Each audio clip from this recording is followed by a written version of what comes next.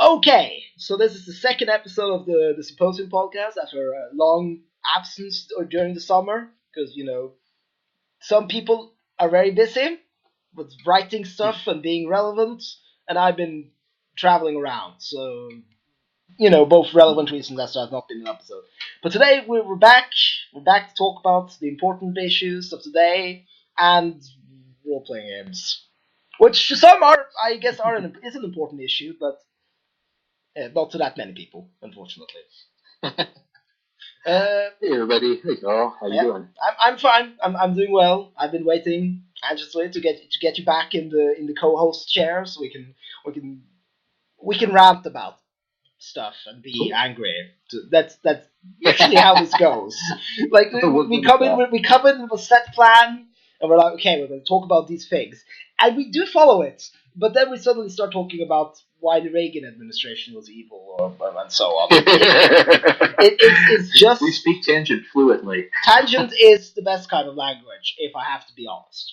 So today, for any potential future listeners, as this is not live, we're going to talk about immigration. We're going to talk about some of the other projects that Phil has worked on. There's obviously going to end up being some Mage talk, but we're trying to shift a little bit to just see what else he's done in his past. So I think we could just elegantly open with that.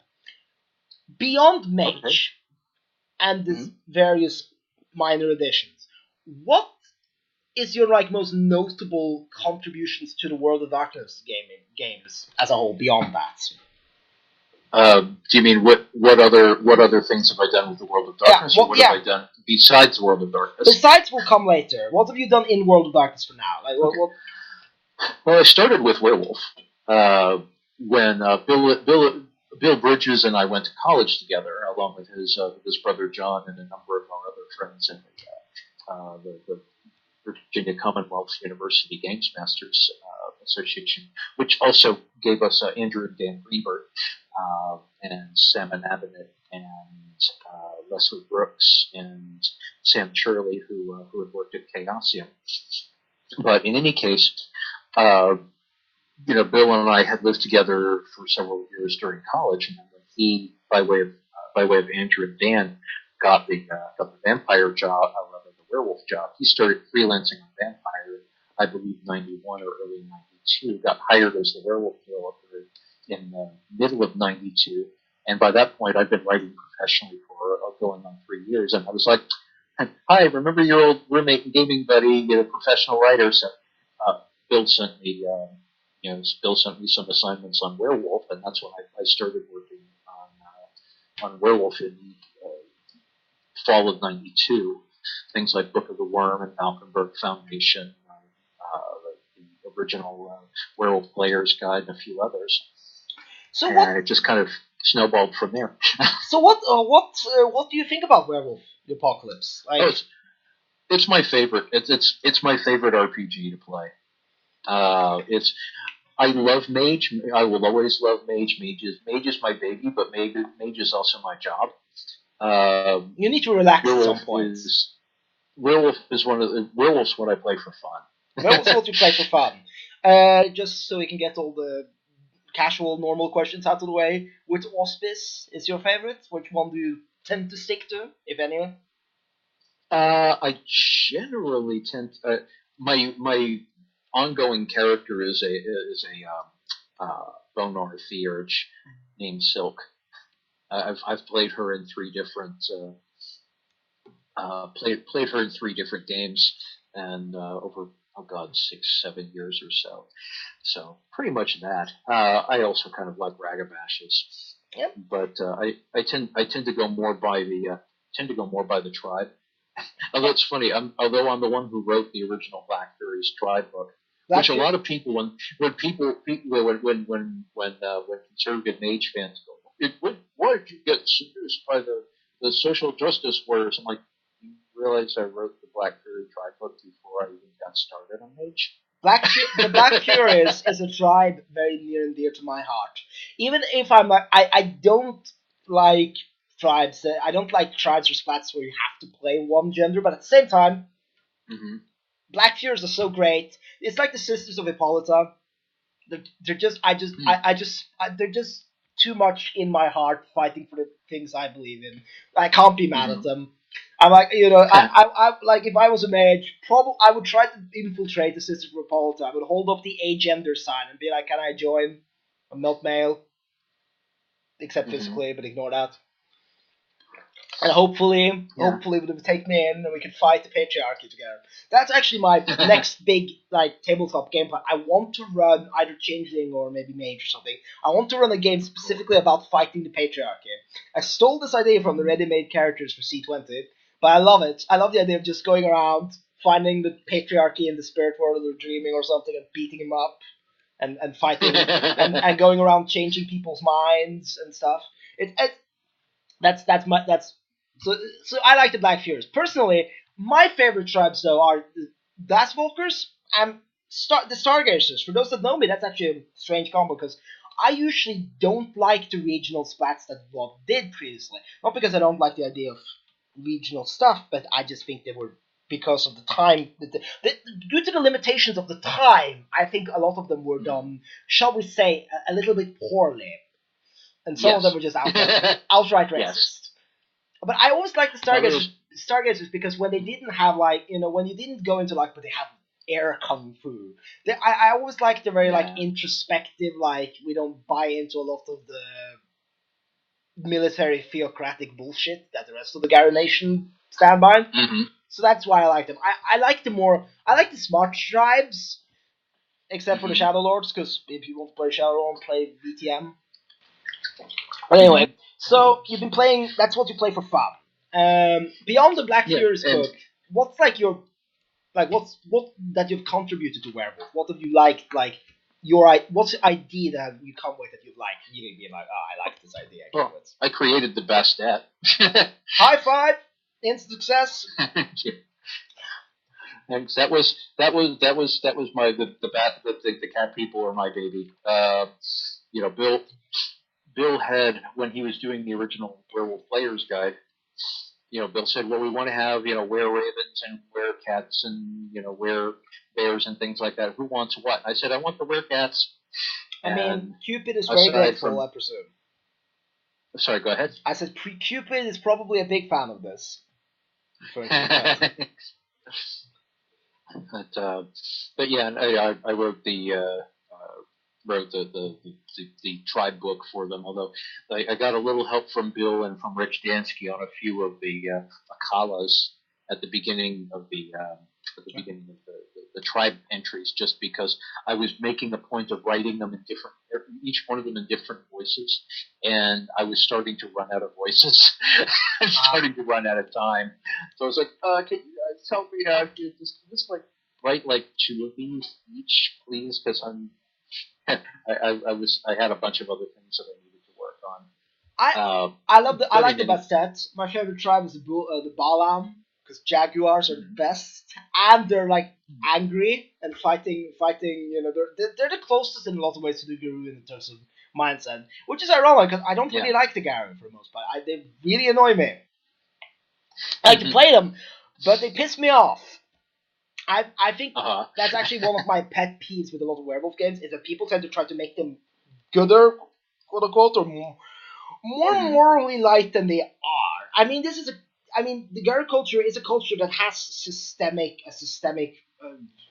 not to trigger anyone, the systemic rape culture. They have an entire breeding caste of people born for that singular purpose and to just serve them. And people who are not born appropriately, they're different, aka Mattis, are systematically oppressed and mistreated. These are not nice people. Yeah. They're not nice people. Yeah. And I mean, the animal magnetism power, that's that one. That one.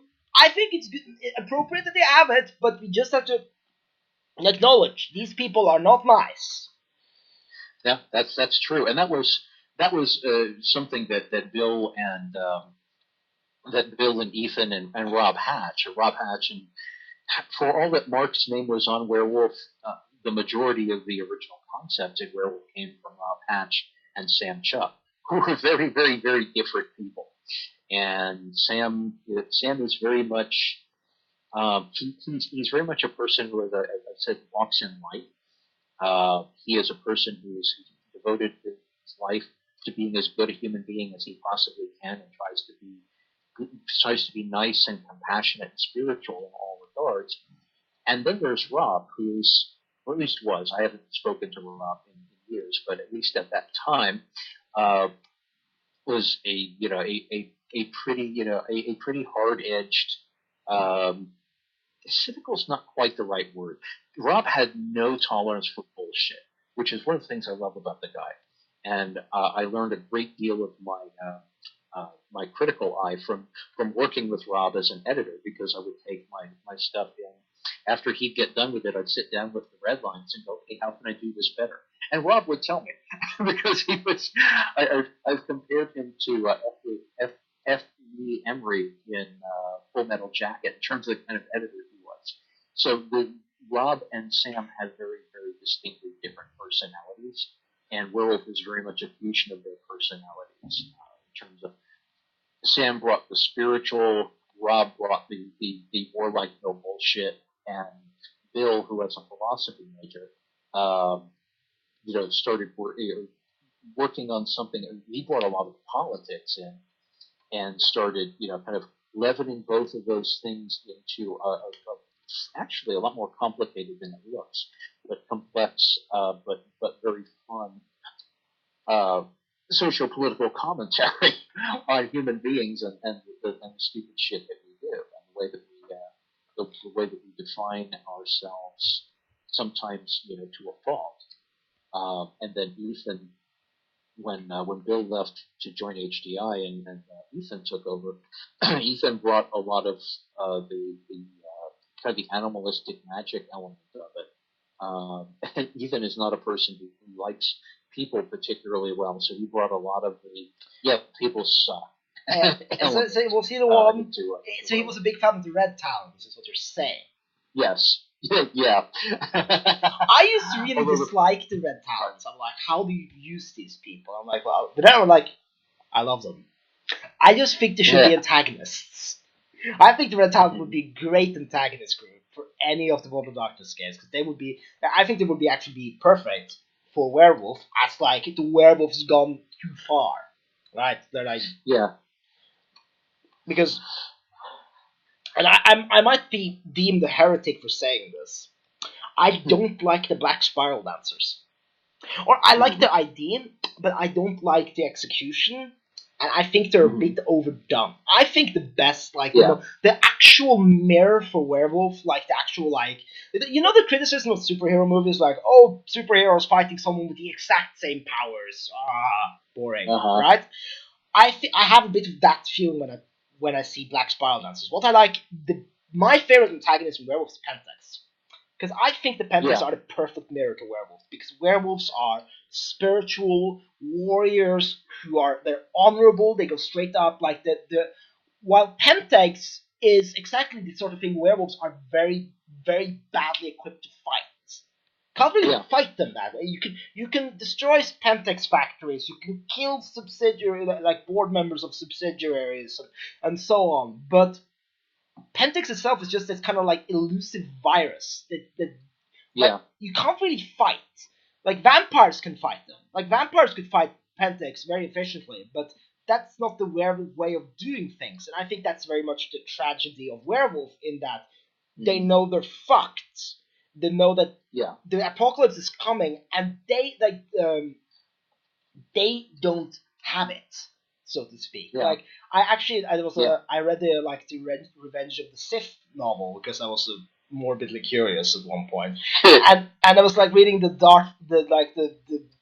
Darth Sidious versus Yoda duel, and at one point it just comes up. It's Yoda just realized that he never had it because he was prepared to fight a completely different type of Sith, which was thousands of years ago back in the past. That's the kind of shit that he was prepared to deal with. While a slow-moving virus that corrupted the political system and led to the Outer Rim being exploited and falling apart wasn't something he was really equipped to fight, right? Mm-hmm. And I kind of that's the way I view werewolf, in that werewolves were prepared to they can fight spirals. Spirals are hard to deal with in that sense because they can just kill them.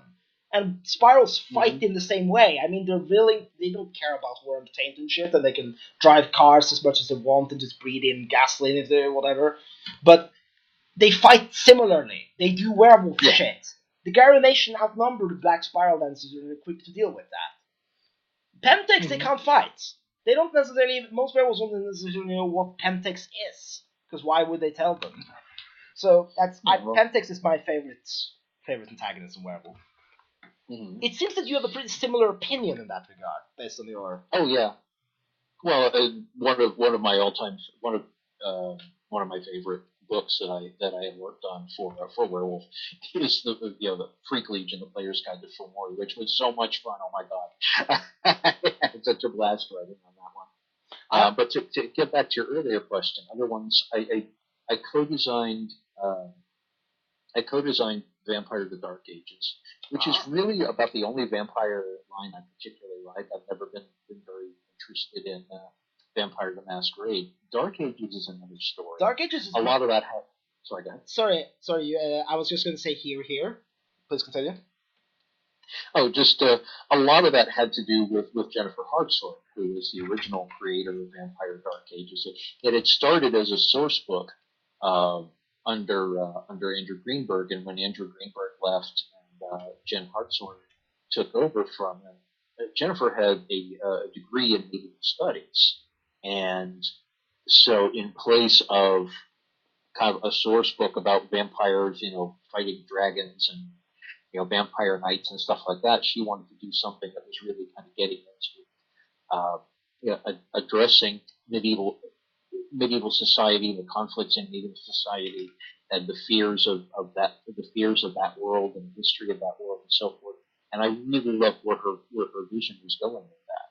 Yeah. So I worked very closely with her on that one and a few of the early source books for it.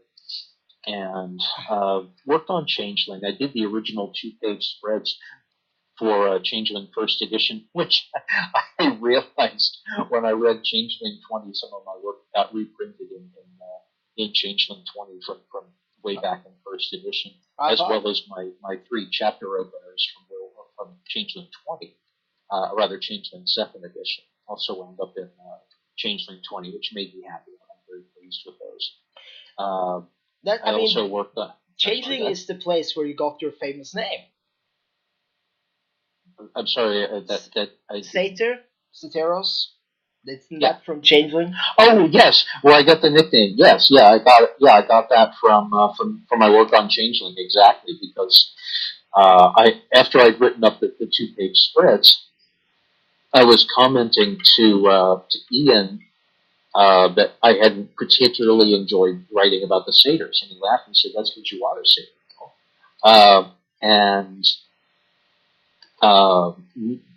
Jackie Cassett and Mickey Ray, were also my close collaborators with me on Mage at that point, as well as being 2 of the people who co-created Changeling.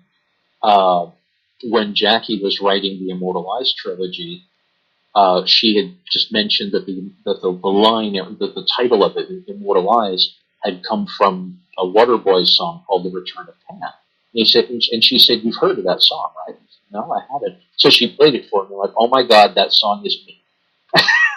So it became a running joke that that I was the satyr guy, which was funny because I was in a monogamous relationship. And yet I had a very, much less so now, but especially back in the 90s, I had a very tempestuous personality and a very passionate approach to everything. And I've been told I'm a very intense person. And at that point, are you sure you aren't passionate still? Because I've seen a lot. Yeah. We have had a lot of very spirited Facebook talks on the comment section. I mean, it seems you put a lot of passionate effort into a lot of your posts, which is very commendable. Thank you. Yeah. Now, just a quick thing. I will just comment on what's been said up to now. I do completely agree with you on Vampire. Vampire is actually my least favorite World of Darkness game. I actually like Mummy the Resurrection more than Vampire, which I know will get me hanged as a heretic because I know Vampire is the one. Vampire is the game that pulls from the Mummy. I know. Okay, it's accessible, fine. But one of the some of the reasons are very petty. I like Dark Ages a lot more because I have 6 more character options that I can use peaceably. Like in Vampire 7, there's like 13 clans, but you can only really play 7 of them in most games. Mm-hmm. And they're like, you can play these 7, none of the others. I'm like, but why are there 13 clans then? Shouldn't they be equal? I'm equal clan treatment, damn it. Yeah.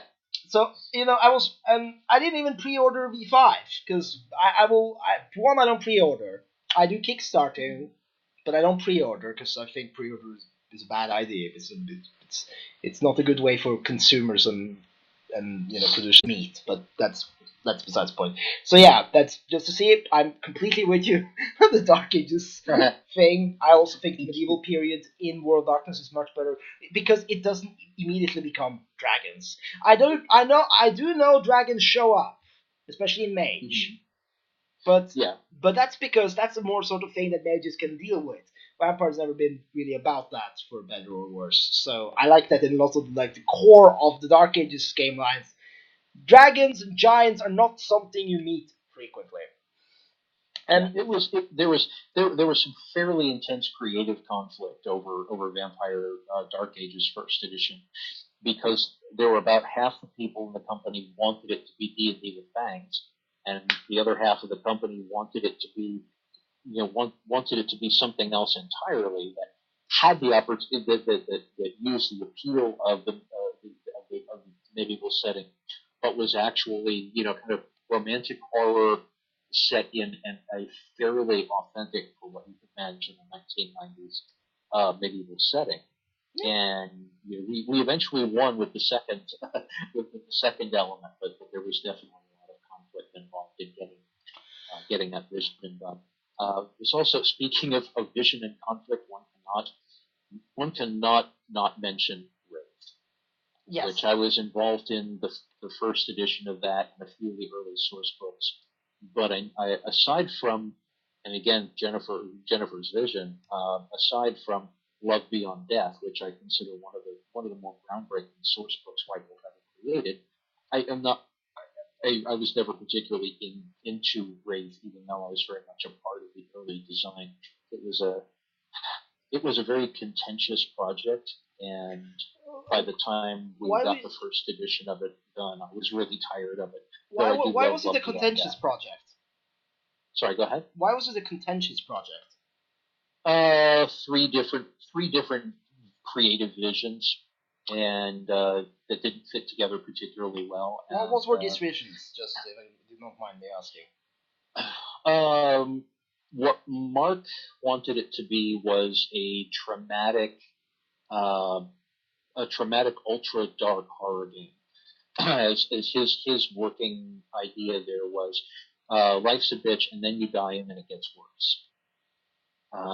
And Jennifer's creative vision was that it should be about the melancholy romance of being locked outside of the thing that being locked outside of the things that you hadn't done in life that you wish you'd done in life. Now you can't do them in life, and you're frustrated, by that, and you keep trying to reach back across the veil and finish finish the things that you hadn't dealt with in your life. And then there was the really more Josh Timbrook, Rich Thomas vision of, let's make this really fucking Cthulhuoid scary blah. And those three creative visions and the people involved, I was mostly on Jennifer's side. Sam Chuck was trying to mediate a lot of that. Brian Campbell was kind of on the, I like the romantic tragedy and I like the Cthulhu blah. And the end result was a lot of fighting, and that was by far the most contentious project I've ever worked on. Isn't it a bit or anywhere else poetic in a way that the project What? isn't a bit poetic in a way that the project would lead about perhaps the most controversial subject in existence. Death was the most contentious project, or one of the most contentious. It's well, yeah, and part of it too was there were a lot of really good ideas, like the Jungian shadow conflict, which was something that Mark and Jennifer agreed on, which I think is the strongest element of rape. And then there was the whole, I don't even remember what they're called now, but the different types of rapes. Both Mark and Jennifer were like, we don't want to have character classes, we don't want to have rape tribes, we don't want to have rape clans. And sales and marketing was saying, but we have to have rape clans. And so there were a lot of really, really super awkward compromises. Yeah, I noticed. I wasn't entirely sure about those guilds and regions, and so I didn't really fit. I always found rape like the idea of rape to be much more personal than that. Yeah, that's what it was really at the bottom of all this stuff. It was that's what it was really supposed to have been, a game of personal horror, even more so than Vampire. And it wound up as an awkward compromise. Rich Dinsky was able to do a lot of brilliant stuff with it, but I was done. You were done. After Love Beyond Death, I was just like, I don't want to deal with this anymore. So I had very little contact with Wraith at all after Love Beyond Death. I was like, I'm not a big fan of Call of Cthulhu specifically, but I like the Cthulhu very outer realm dark stuff instead of just demons. I like that sort of thing, but I personally think that is actually more compatible with Mage. Like if I was ever going in I'm going to change World Darkness cosmology, I would add a Cthulhuoid sort of outer existence realm to the mix. Just be like, okay, you have the spirit world, you have the Deathlands, you have the dreaming, and you have this. And mages can deal with this because they can deal with pretty much anything. Have fun. This is shit beyond your pay grade. Most people. Yeah. That's the one thing I would do, because I think that's mages because from the beginning of time almost magic in the way it's been portrayed in the what people have believed about magic, as much as it's been very demonified in the Christian era, it's always been very beyond your comprehension in a lot of ways. Oh, yeah. I don't count animism as magic because that's more of a religious practice, while magic has always been the other. Especially in Western culture, it's always been the other, that thing in the dark, I studied the history of magic in Western Europe, in the West, for a year, or not for a year, for a semester. So I was very fascinated because a lot of the ideas of modern fantasy, like magic as an energy or something you study academically, are entirely new ideas. That they're actually from science, not from magic. Originally, you have the correspondences. Yes and no. The funny thing is the foundations of modern technology, though, come from medieval magic. Yeah. Specifically Arabic, Chinese, and Greek approaches to magic with alchemy. Alchemy is the foundation of chemistry. Yep. And a lot of the ideas about, as you said, energy and so forth, go back to the Corpus Hermetica, which at the very least, is early medieval and possibly older than that. Legend places it with Egyptian origins. I think that's a stretch. Books, but all texts always have a legendary origin if you look at them. Mm-hmm. Yeah. When you don't have a confirmed author, or the author is nebulous, like when they were, it's always mythical. Yeah. Something. Right, Myth and history go hand in hand. That's the thing. I mean, even modern history. The British are coming. The British are coming. Myth. Yeah. Because going around. Paul Revere, who was barely even involved in warning people about the British, or John Smith, the great explorer, who totally got with all of those Princess's God. babes. John Smith! Yeah. Ah! Don't even go there. Yeah. I mean, and by the way, yeah. did you know that Native Americans were one uniform culture? Exact fact, there were like hundreds or if not thousands of tribes spread across an entire continent larger than Europe. If you know that part. One of the many things that I'm glad for with the social media era in doing this stuff is it is a whole lot easier to get people who actually know what they're talking about to either write or at least provide oversight and research for these books. Because back in the 90s, and this is something I've written about pretty extensively on the forums and so forth. People look at a book that came out in 1995 or 1992 or something like that and go, "Oh my God, this is horrible." Yeah, it was the best. It was the best a bunch of 20-something, suburban Americans could do in like the 4 weeks that it took to write that book. Because you didn't have Amazon.com, so you couldn't just go, "Oh, I've heard about this book. I'll order it and have it in 2 days."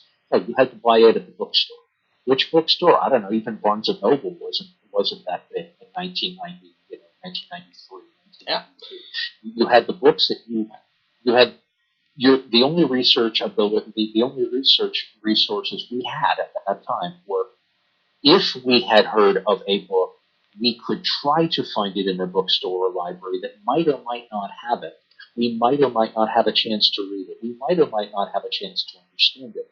And if we were really, really, really lucky, we might talk to somebody who actually knew something about such and such source.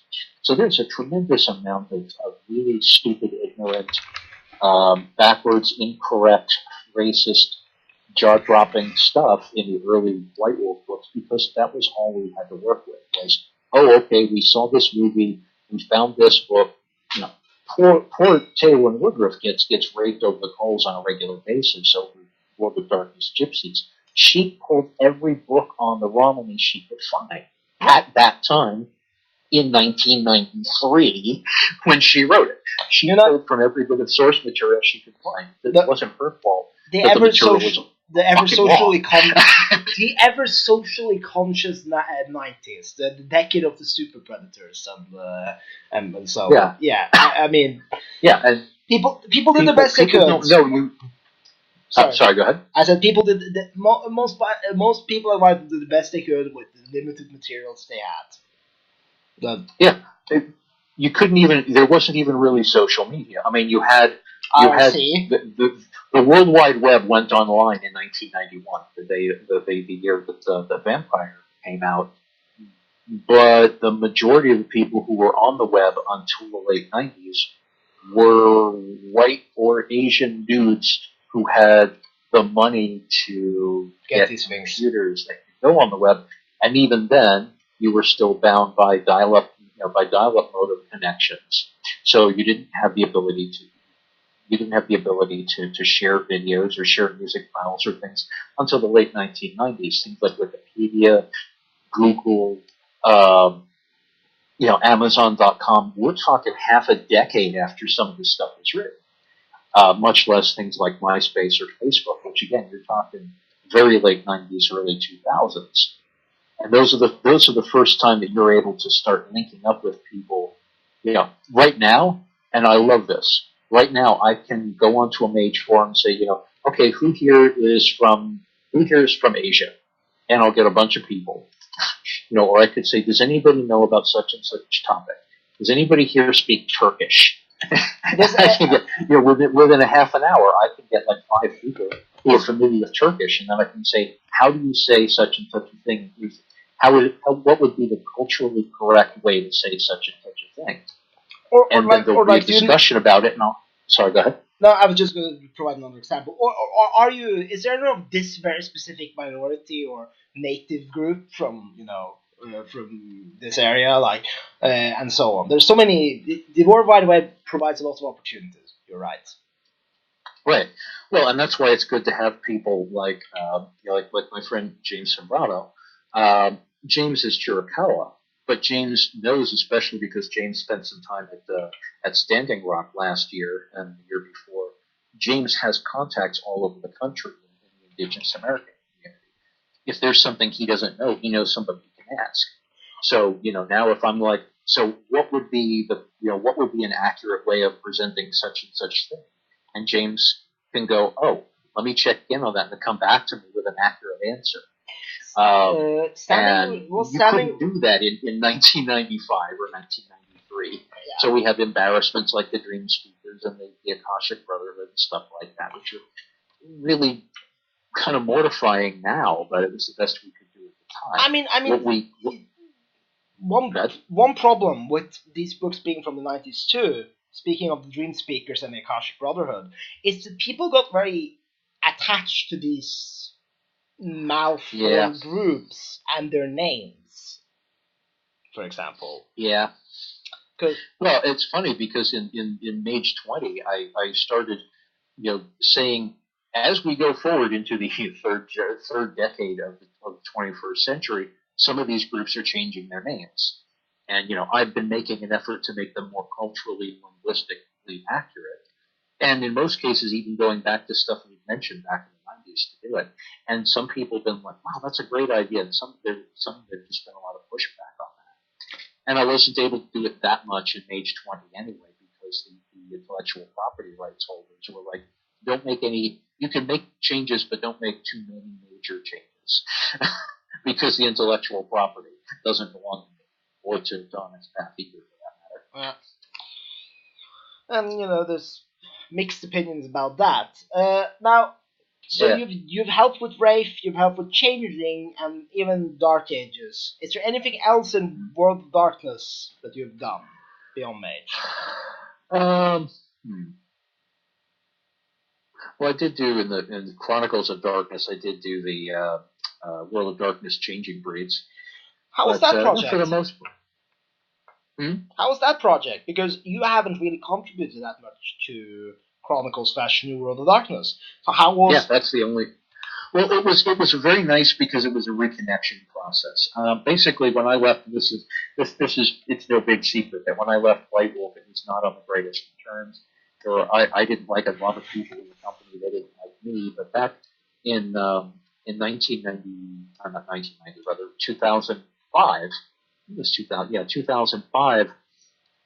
I was on the road touring for Deliria Fairy Tales from the Millennium, which I did with my company Laughing. That one's coming up.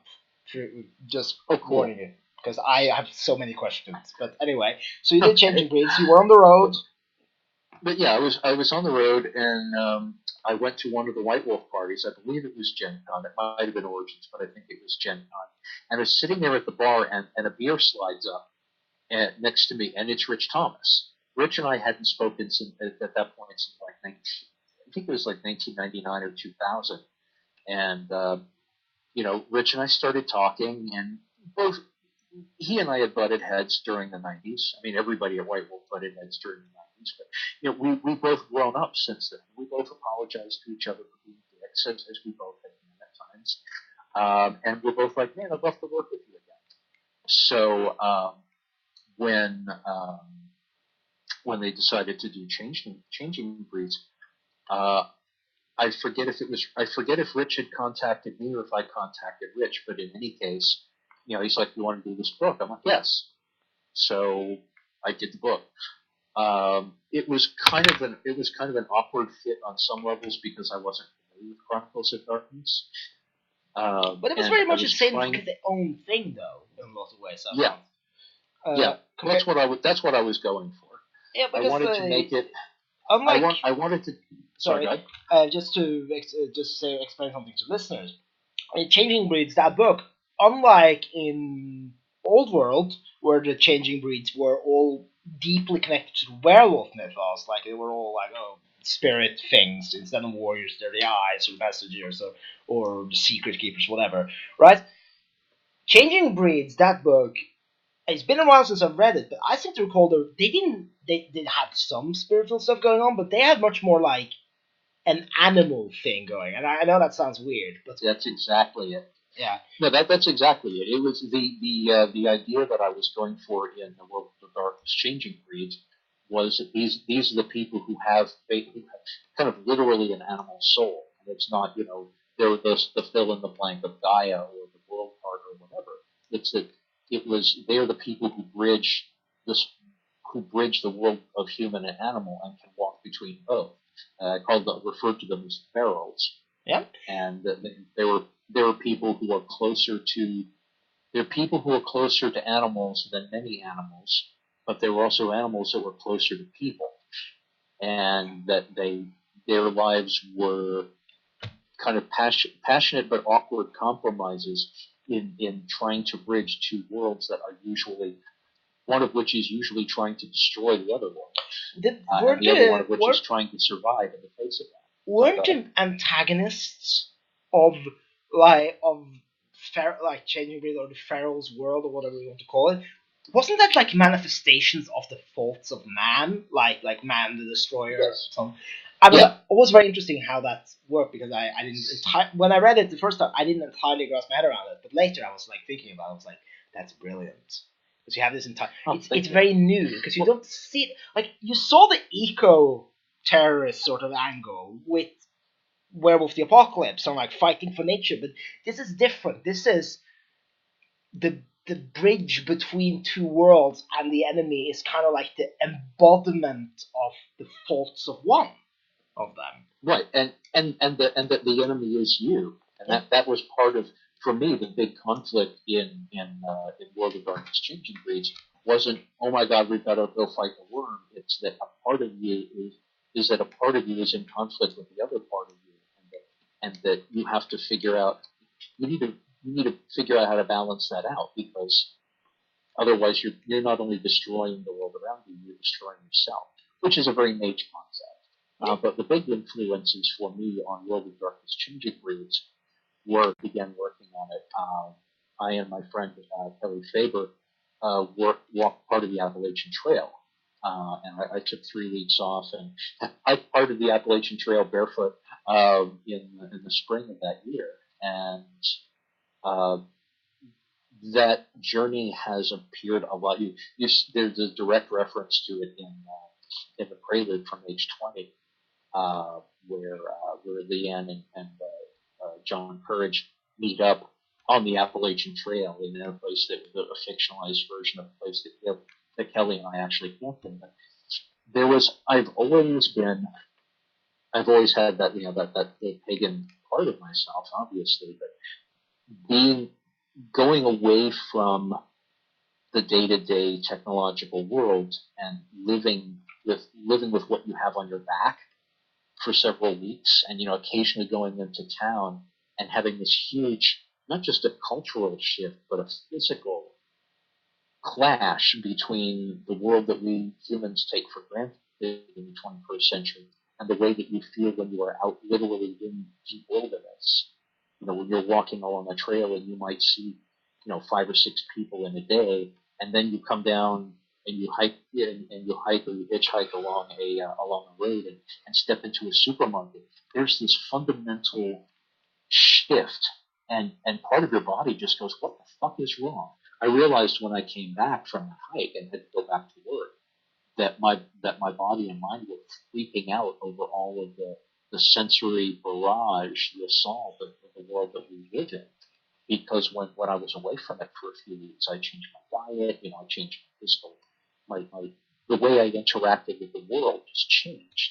Yeah. And going back to being underneath fluorescent lights and having music playing all the time and having a screen in front of me and things, my body was freaking out. So was my mind. And so a lot of that came into World of Darkness Changing Breeds. And there was also the influence of my unfortunately now late girlfriend, Coyote Wood, who I met in 2005 and got involved with in 2006. She died of cancer last November, unfortunately. But Coyote was autistic, and she was functional but noticeably autistic, and I learned a lot. A fellow sister. With her. Sorry, go ahead. I said a fellow sister, and I was just like, autism camp. I'm waving. Waving to the ghost, so to speak, but okay. Anyway, please continue. Mm-hmm. Well, it's one of the things that I learned from Coyote, and Coyote is mentioned, and thanked in that book. But one of the things that I learned from Coyote was how much, because she turned me on to Temple Grandin and the work of Temple Grandin, and how both Coyote and Temple Grandin were talking about the how people on the autistic spectrum understood and interacted much better with animals than people, because animals interact differently than people do. And it's not to say, as Coyote was very fond of pointing out, it's not that animals can't lie. They can and they do, but that animals are usually easier to figure out than people.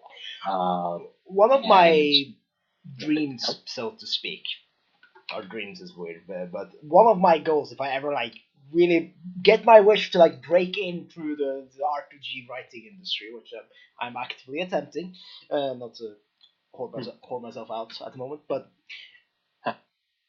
I want to make I know this is stupid. You warned me against this idea, or not this specific idea, but I wanted to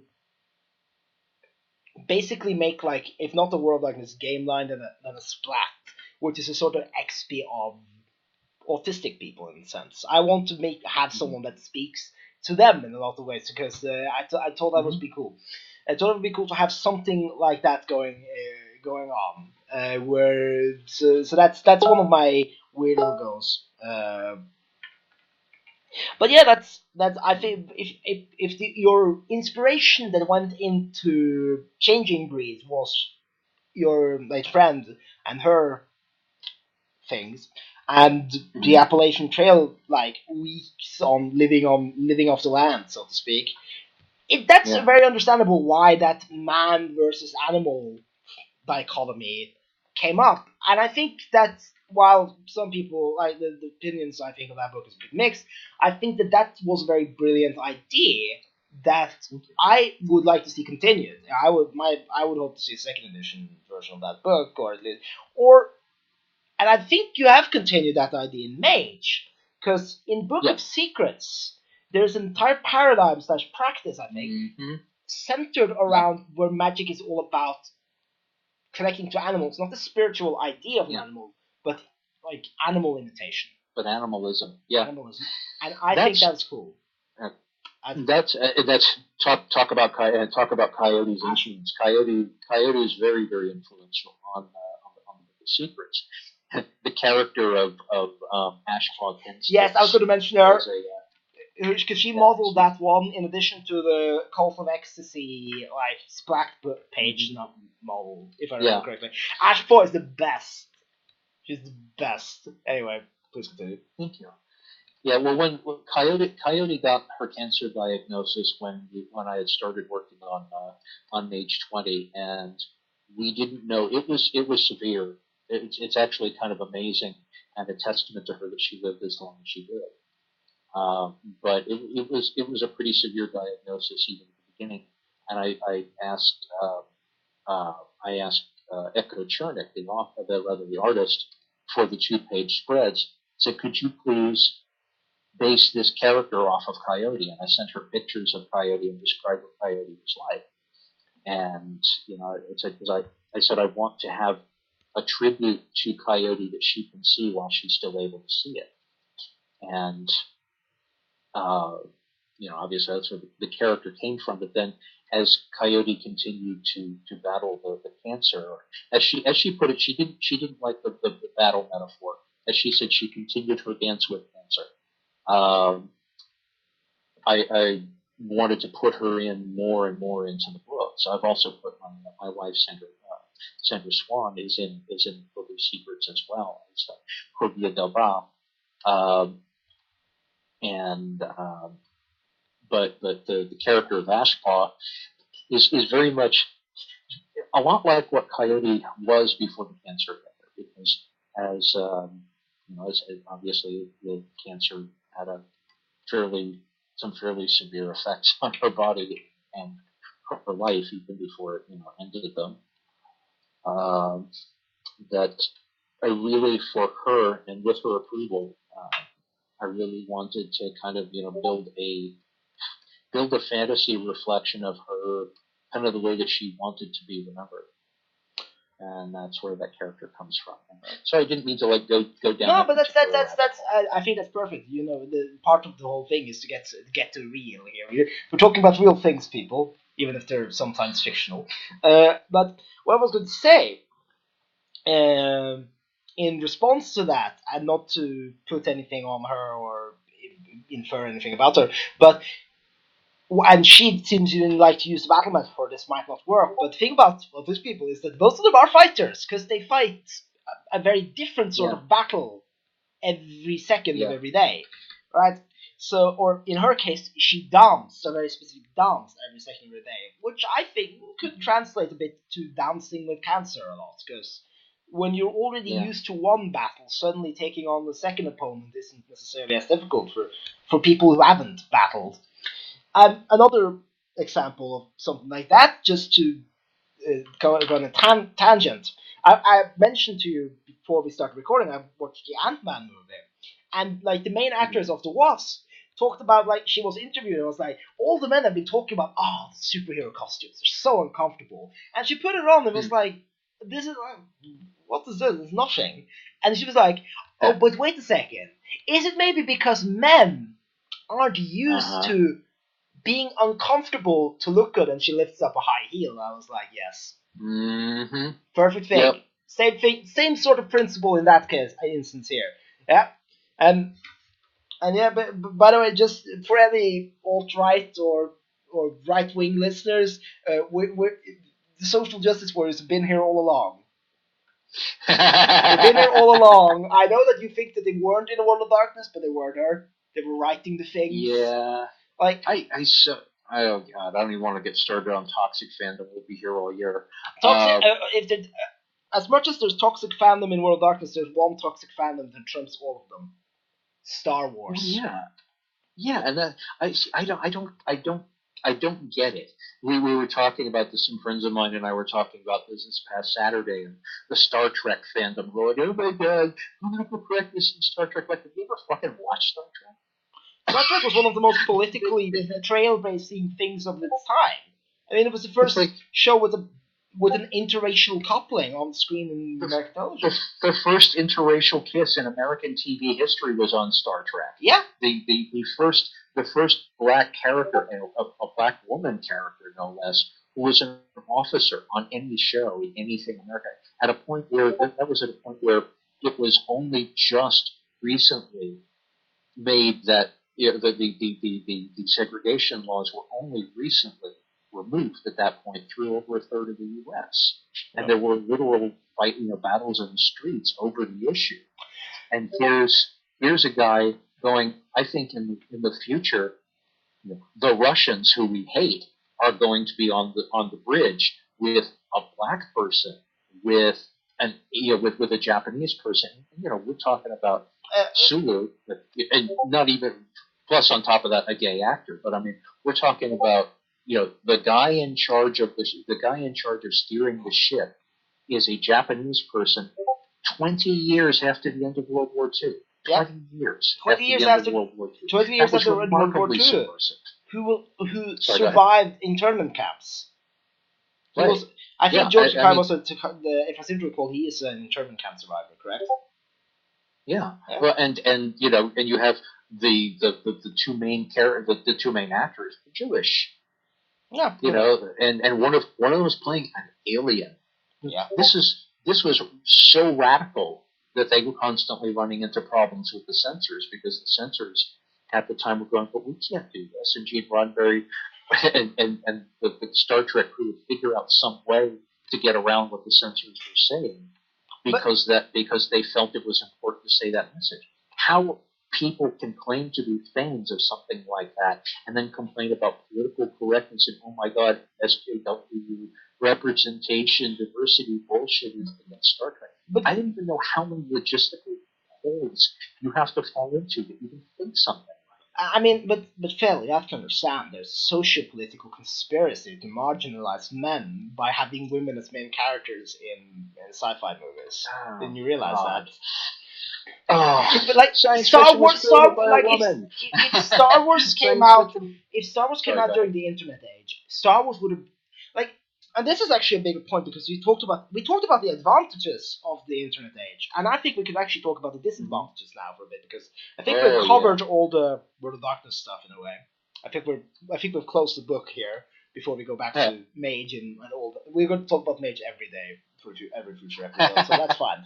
But I think, and I don't know if you saw my post about this, but I think criticism, like the idea of criticism, has been so brutally distorted that you can't really do it anymore properly online because due to and not entirely due to, but due to forums and critics like Nostalgia Critics, Cinema Sins, insert a lot of the early 2010s YouTube reviewer, just stupid uninformed nitpicking is considered actual criticism. And in some ways, I think that, pointing out details can be relevant criticism. If you're in a hard sci-fi movie that's all about physics, right, and takes physics very seriously, then talking about things like travel time and how the hyperspace is supposed to work like this or whatever, then it's relevant.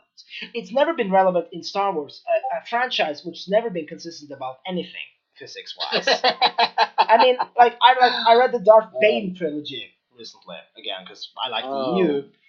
And in there, one person traveled from a mid-rim world to another, a very close to the core outer rim world, in roughly the same time as the other character traveled from that same world into the core of the galaxy, the deep core, and had to do many tiny hyperspace jumps and do all of these complicated maneuvers and shit and travel over days. And it came back, the guy who did that, who traveled after her, came back first. Travel time never been consistent in Star Wars. So being Star Wars Last Jedi is horrible.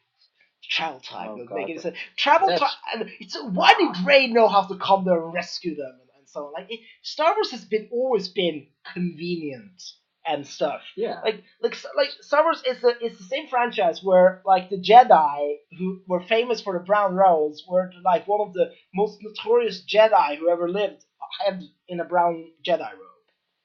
We have to destroy the rebel base, and we have the Death Star. We have to charge it up. There's a gas giant in the way. We have to fly around it. Why not just shoot the gas giant? Just blow it up. Blow up the gas giant, and then you blow up the. It's just none of it. It's a fairy tale. I refer to it as Lord of the Rings with blasters. But Lord of the Rings makes more sense than Star Wars does. Yeah, it's a fairy tale. It's a fairy tale.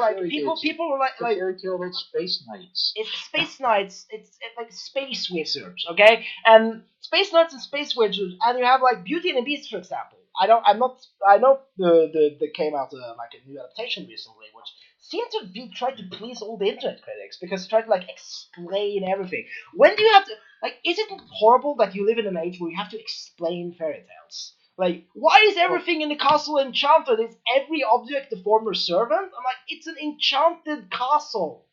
Why did they turn the servants? I'm okay, fairy tale witches, they're always so reasonable, and they come out they don't disproportionately punish people. I mean, what were we thinking here? The entire idea of dramatic logic is a 20th century construct anyway. If you go back to stories that predate the naturalism movement in literature and the arts, it doesn't. None of those stories, none of those classic novels, certainly none of them myths, makes any kind of rational sense. And they're not. I mean, Aeneas could just casually travel to the underworld. He just went into a cave. I mean the important thing, and I mean Aristotle was talking about this back in the classical Greece. The important thing is not that something be realistic in an everyday sense of the word. The important thing is that it is internally consistent. That the story remains as Aristotle put it, unities, but that you had internally consistent unities of theme and setting and characters, so that the story made sense within the context of the story. Yeah. If you have James Bond suddenly jump into the air and fly through the trees, that's not inconsistent. That's inconsistent with the unity of James Bond stories. James Bond has superpowers, obviously. Otherwise, he would have made it through his first novel, much less all those movies.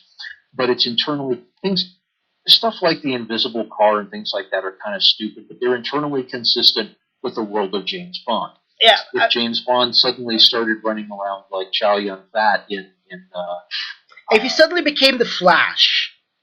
Yeah, exactly. At that point, it's breaking unity because it's breaking the consistency of the story and the world. Yeah. The only consistency that the Last Jedi broke with the rest of Star Wars was one. It was well acted. It was beautifully shot. It was beautifully shot. It was well acted, and it actually it actually had like good social political commentary. Or to be fair, the prequels actually did have some of that. It was they had some. If George Lucas had hired a better writer, prequel trilogy would have been the best. They'd have been better. It would have. Prequel trilogy would have been the best trilogy if they had a better writer, for sure. I mean, I don't know how many times I've looked up Donald Trump speeches and like Donald Trump and Palpatine speeches and just smashed it like that in the Revenge of the Sith where it's like the first Galactic Empire speech. You know that one? I think if you remember it. Which one? In the third episode 3 when Palpatine is like declaring that now the Republic. Oh yeah, okay. The one good line in the prequels. This is how this is how it dies, not with a bang, but not with a whimper, but with thunderous applause. Yeah.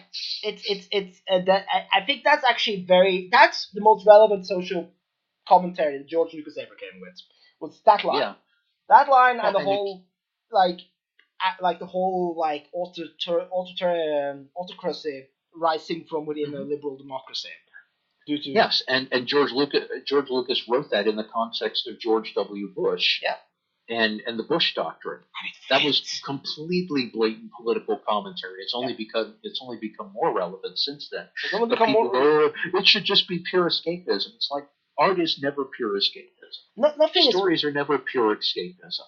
No, nothing is pure escapism because you have to have the context of the real to make something. You have to have your own experiences to base this off on.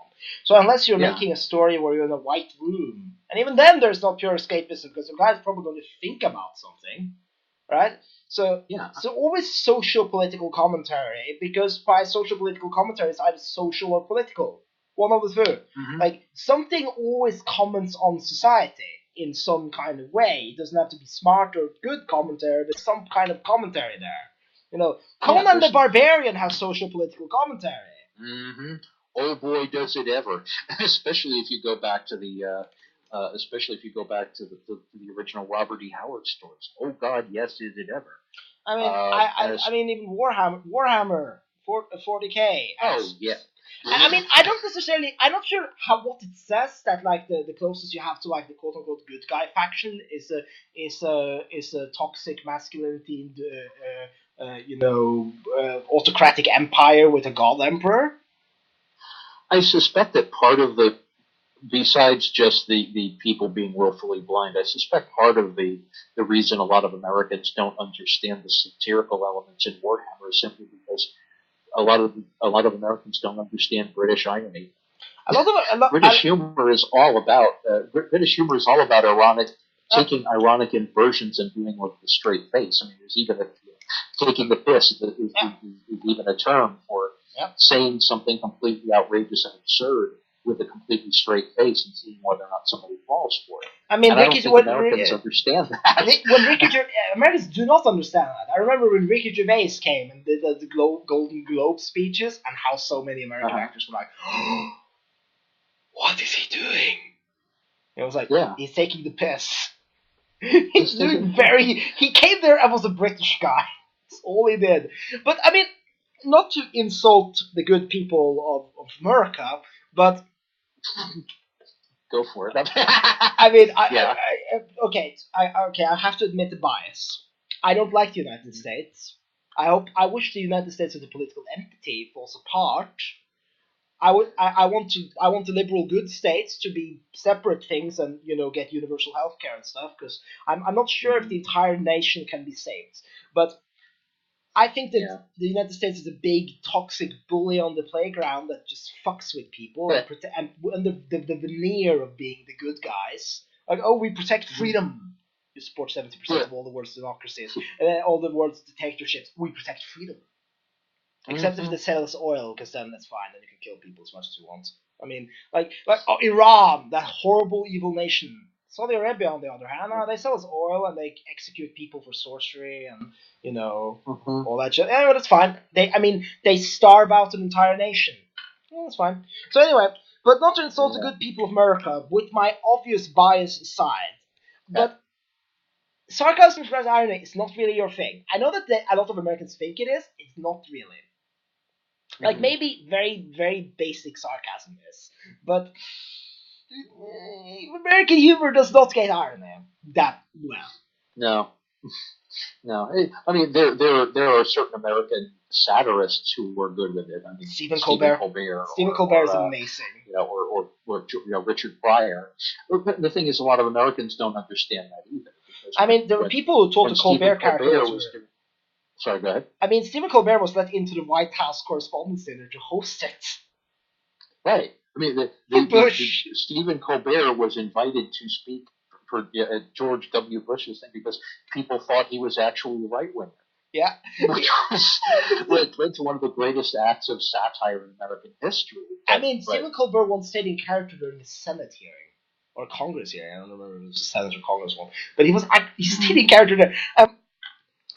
The one, like, when the Trump thing happened, I mean, we have to mention the T-Man, the Grand Cheeto, as I prefer to call him, or Trump. I have the Drumpinator app on my Google Chrome. It's amazing. Every time I see the word Trump, it turns into Trump. But to talk about the Trump man, my big hope, because when he won, and I was pretty sure that Hillary was going to win, but I was very much in the 50-50 camp. A lot of people I knew were like, and even people I knew were like my dad, for example, is a Trump supporter. I know. I know. I try. It's weird.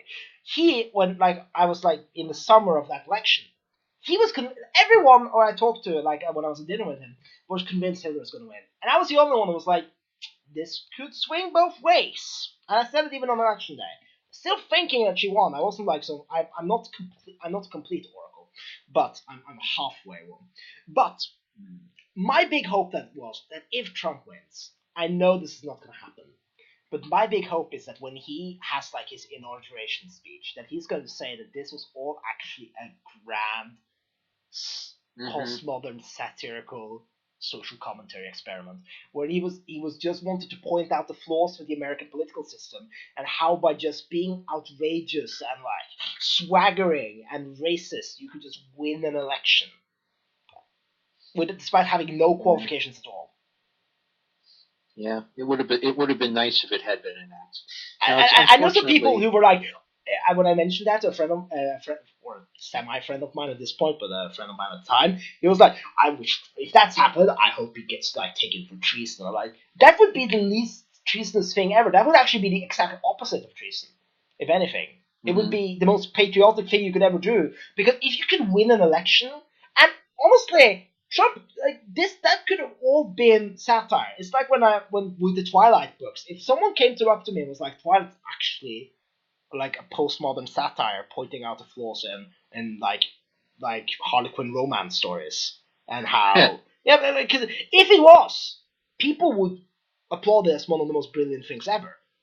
The problem is that it's actually meant seriously, just as the Trump campaign, at least in its later stages, when it wasn't just a marketing ploy, because everyone agrees that the Trump campaign started out as just a marketing thing. Like they were just we're going to start a Trump network.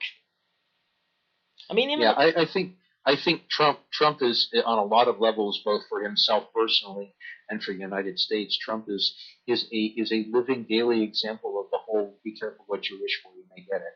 Yep. I mean, Michael Moore, before the election was over, said this, like, and people flipped it out of context, alt-right psyop, to be like, oh, see, he supports Trump. No, like, the thing was, he said, like, I live in Michigan, okay? Hillary has to come here and campaign, because I know that some people are just so tired, because they lost their manufacturing jobs, they don't feel heard, And they just see this guy who can build a Molotov cocktail that can throw at the establishment. And I know not everyone did vote for that reason, but that was a very relevant thing. Because be careful what you wish for. And now you're going to get everything what you wish for, and more. I am in the luxurious position of still finding the Trump situation funny, but that's because it doesn't affect me. Right? I don't live there. If I lived in the United States, I would have constant panic attacks, because if you just even pay a modicum of attention to what's going on, and ignore the fact that he tweets, because everyone gets like, oh, Trump tweeted this, Stormy Daniels. Look at what's actually happening. Look at the policies that are being passed that nobody talks about. And even ignore the Russia thing. Like, the Russia thing is bad, but just ignore it. You guys are just digging yourself into deeper and deeper shit. It's just getting worse. Like, the net neutrality, sign away. Like, regulations for buildings and cars are being rolled back. Healthcare being fucked. Tax bills that make the Bush tax cuts look like he raised taxes. It's that bad. I could go on and on about this. Yeah, we should maybe go. But the core of it is simply that that Donald Trump and his administration, the people who are facilitating him, are the American id. Yep, they are everything. They are the embodiment of everything America wants to believe about itself, and everyone else hates about them. And it's already blowing up in our faces. It will continue to blow up in our faces. It's strange.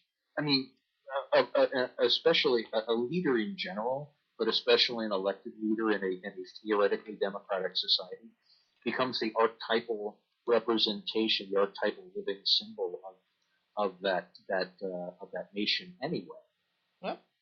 But it's funny seeing just how much between Bill Clinton, George W. Bush, Barack Obama, and Donald Trump, how archetypally American those presidents are, and how they demonstrate in their daily lives as well as their administrations and their personalities and the way that people perceive them, how much they highlight the dramatic differences between the American ideal and the American reality. Even Bernie Sanders is an archetypal representation. Yeah, and even Bernie Sanders. Bernie Sanders is the type of Bernie Sanders too is the type of Hillary Clinton too, for that matter. They're all neoliberalism. They're all very uniquely American. Up until around Theodore Roosevelt, with the possible exception of Abraham Lincoln, and probably Andrew Jackson, American presidents were still on a lot of levels, still very European. Yeah. Andrew Jackson was very American with all of his duels. Yeah. He was President Ted Nugent with a massive body count. Yeah. But when you start getting, from Teddy Roosevelt onward, you start getting very archetypally American presidents, and these last few, including Ronald Reagan, President Hollywood, all image, no substance. I mean, The Rock might run for president. And here's the thing: some people, I a friend of mine who lives in Norway. Because remember when people were talking, Oprah might run? I'm like, for one thing, that's not the Democratic base. That's not the Democratic base thing. Okay, the Democratic base is not as impressed by a celebrity who's running. Because if that was the case, Hillary would have won. Because Hillary was as big of a celebrity you could get as a politician. Okay, but I totally respect Oprah, and I also remember that Oprah bought into the whole satanic panic thing. She has repeatedly been duped by people peddling bullshit lies, and her personal judgment has at times been questionable. I don't want her as president. No. And it's not because I don't want a black woman as president, it's because her personal history has shown that she has very questionable judgment in terms of the people she listens to and believes. Yeah, and here's the thing, like, I'm as much for representation as anyone else. But I don't like it when people are like, but do you want a woman? Or a black woman or something for whatever office? And I'm like, I would love that. But it has to be the right one. Like, I said it even at the time when people were like, oh, but it's that much difference between Hillary and Trump. And I'm like, yeah, it's still a lesser of two evils situation here, but there's a massive difference. Okay, There's a massive difference. it's a 10 out of 10 times you take Clinton. Okay, the only there's a lot. There's a very big difference. There's still shit, but one of them is an entire outdoor toilet that's flooding over, and the other one is the dry out turd you see a dog put on the sidewalk. Okay, you just step around the latter. Okay, you don't dive into the former because you're afraid of the latter. Okay, whatever. So. We should probably get back to games before we lose your entire listeners. If there's anybody even still listening at this stage. Yeah, we should be, but I'm getting to my point. I'm getting to the point. Clinton is still not the right woman. I would love a woman president, but you have to have a woman who actually stands for shit. Well, yeah, I mean, we could have had President Sarah Palin. That would have been wonderful. She also doesn't stand. I mean, the only thing, then at least the Alaskan priest would have put a ritual on her to protect her from witchcraft again. Oh, remember that? Yeah. Oh, he wasn't Alaskan. He was Kenyan. Good old Pastor Mufi there. I mean, the body count. Lord, make a way.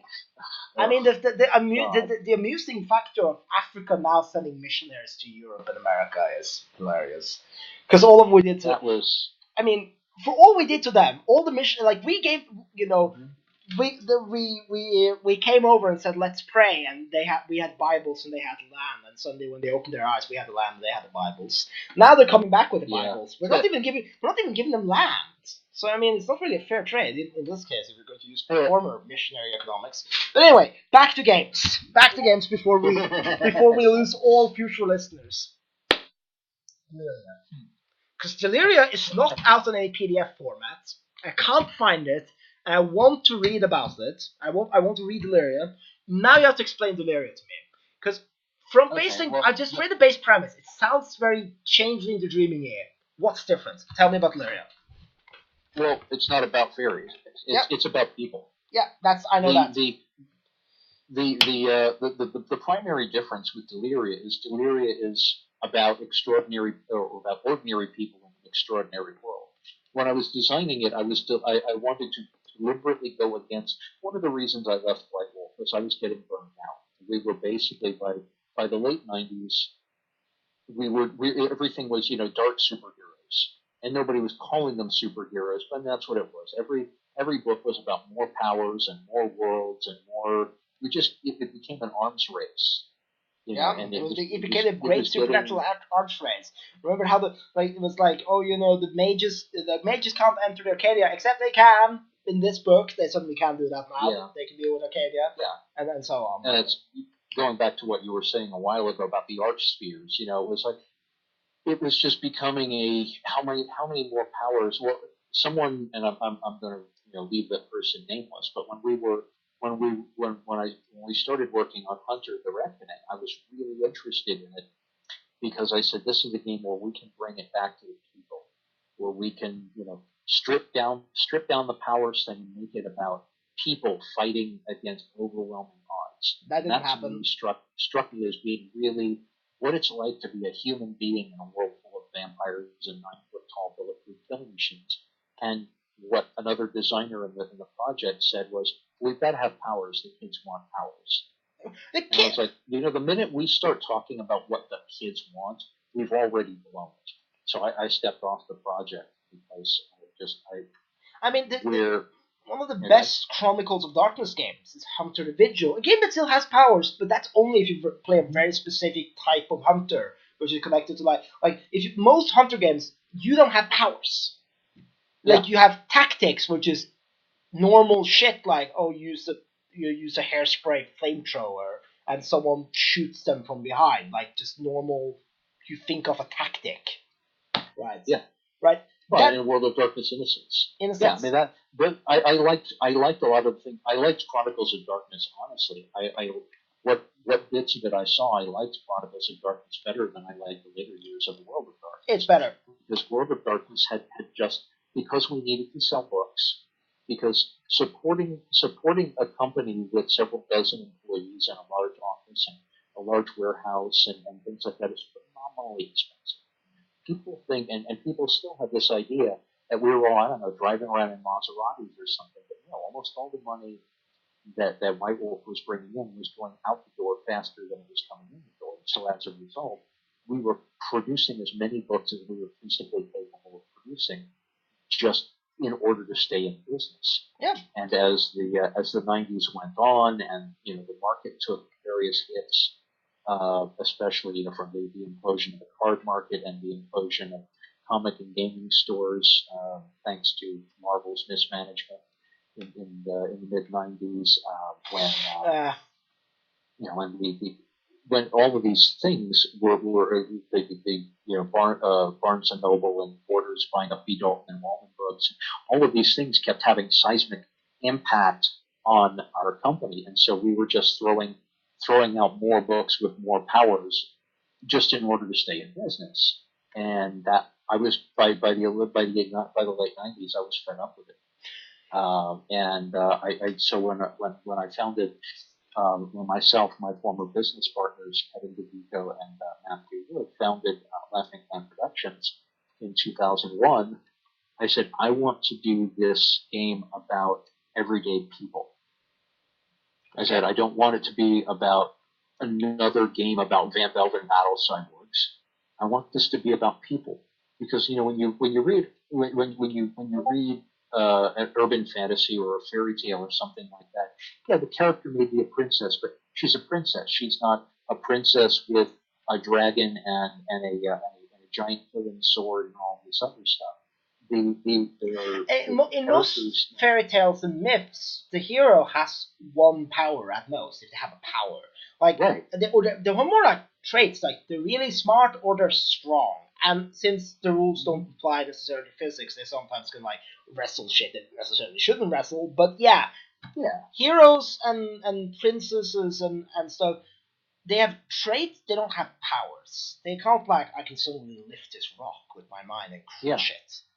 And the big I struggled with it for a few months, because I was like, I know what I want to get. Kind of what I wanted to get here was just Charles the role-playing game, and I really wasn't sure how to make it really different until after 9/11. And then with the videos of people, digging people out of the rubble and things like that, and I realized that's it. The real heroes are not the people with 5 dots in forces, and an arete of 8. The real heroes are not, 8th generation vampires. The real hero is the person who went to go, got up, took the subway in, went to go to work at the office, and wound up digging a kid out of fallen masonry. Yeah. The hero is the person who goes in, the cop or the firefighter or the EMT, who goes into just another day at work and finds themselves struggling to save lives when buildings are falling on people. Like, there's your heroes. There's the game. The game is about people. Yes, those people might have an unusual talent or two, but I wanted to be about human beings. And that was the tagline for it. Hope is the bravest rebellion came out of a conversation I was having with my old friend and collaborator Mark Jackson, and I was saying, this is in 1999 or 2000 when I said this. I'm tired of cynicism. I'm tired of I'm so jaded. I'm tired of constant perpetual darkness. I said, apathy. That's not rebellion. Rebellion is hope. Hope is hard. Hope is the bravest kind of rebellion. And we both kind of looked at each other, and Mark's like, man, that's really good. And I'm like, yeah, I'm going to write that down. That's a really great tagline, and that's a cool story. I actually kind of agree, because when I was a teen, okay, and that's not like long ago, when I was a teenager, I liked things really dark and edgy, right?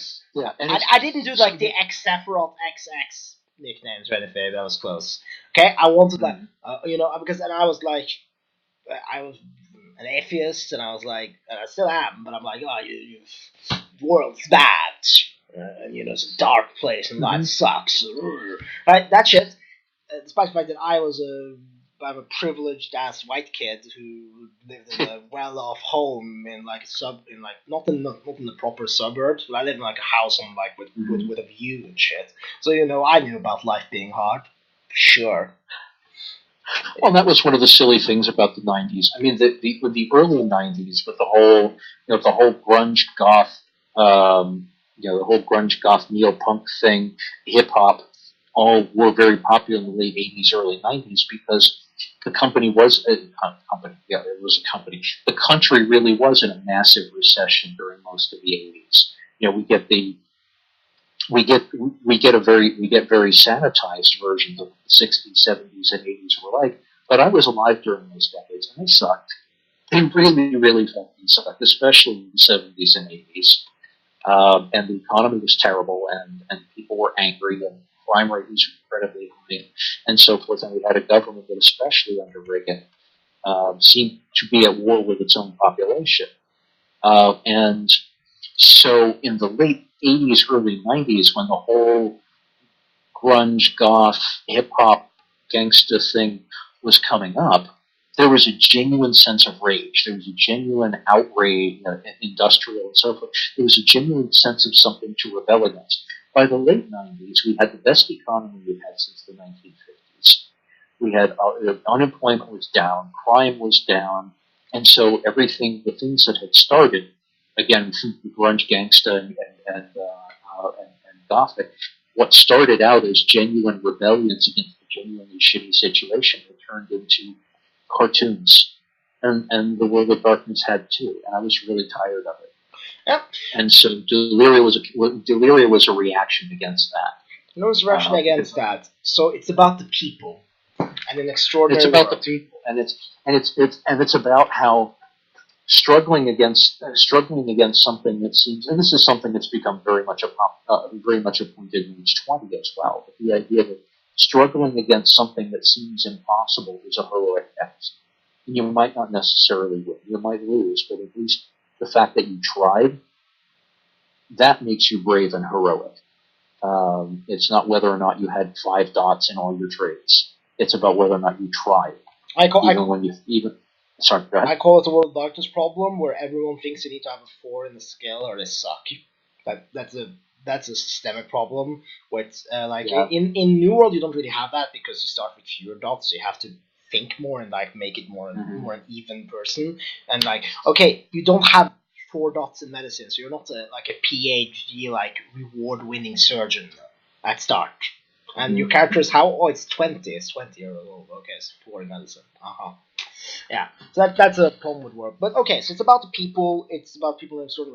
Are there no powers in the area? I'm asking because obviously the marketing people are listening. So there are powers, but they're very low. The skill, the power scale in Delirium was intentionally very low. It's more in terms of the kind of power that you have in it. It's much similar. It's more similar to Neil Gaiman's Everywhere or the books of Charles DeMint or Francesca Leia Blatt or Holly Black than it is to the high fantasy of later years of World of Darkness. And it's more about it's also the compact system which I designed for Deliria with my friends Karl and Julie Lepp. It's based on who is your character rather than what can your character do. The foundation of the system for Deliria is tell me a story. Okay, tell me a story about once upon a time there was who is this person? Okay, so now that we have this story of this person, what does this person want? And I went back to my theater background for this. What does this person want? What stands in this person's way of getting what they want? How do they work to get what they want? How do they work around the obstacles to get what they want? And what happens when they do or do not get it? Then you go to your traits. Your traits are based on your traits are based on the skills and talents that you have honed through your life to get the things that you want and to work around the things that are in the way. rather than I belong to X group, and so I have a dot in You have the this, life and sphere. I have a, I rolled an 1800 on my string, sort of thing. It was more, okay, tell me about a person. So now let's put that person into abstract numbers. Okay, and now let's play.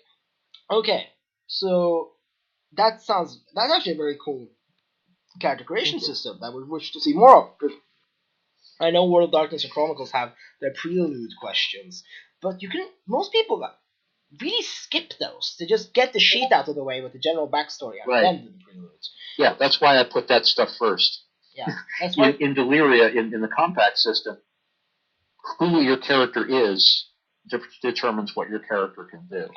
Yeah. As opposed to what can your character do determines who your character is. And what I was also going to mention with that is that who your character is mechanically relevant, as you just said, because the prelude questions in World of Darkness Chronicles are fluff. They don't actually mechanically change anything, and I think that if something like that's not going to be skipped, you need to have it have at least some mechanical impact, so people actually have to get that taught properly instead of how do you make? I want death race, the death race skill, and so on. Like people, so I think that's a really cool idea. So, what makes the world of Deliria extraordinary? Well, again, for starters, it's our world with secrets behind with the secrets behind the cracks. Behind this little door over here, it's not airships flying through. It's not airships flying around and people fighting monsters in the Umbra. It's about going. One of the stories in Deliria starts with somebody walking through the woods, and she's taking a hike, and she drops her she just unwraps her her energy bar and just drops the energy bar wrapper on the floor on the ground, like people usually do, and this deer comes up to her and says, "You shouldn't do that." Awesome. And she's like, "Okay, that deer just talked to me." Nah, I didn't hear that. So she goes and like an owl or something. It's been a while since I looked at it. But anyway, a bird flies up and says, "You shouldn't do that." So and so, I've forgotten the name, but there's like the guardian of the spirit, the guardian of the forest will be unhappy. You should go pick that up, or the guardian of the forest will be unhappy. And she's like, "Okay, deer's talking to me, birds talking to me. This is weird. I'm just going to keep walking." And that's when she hears the sound behind her, and like the woods start getting dark, and this voice, Grimblegroth, that's it, Grimblegroth will be unhappy, and starts hearing this voice, Grimblegroth, and she goes running, and she's like, I'm sorry, grabs the wrapper and runs, and it's not, then she pulled out her magic sword and battled Grimblegroth for 14 turns.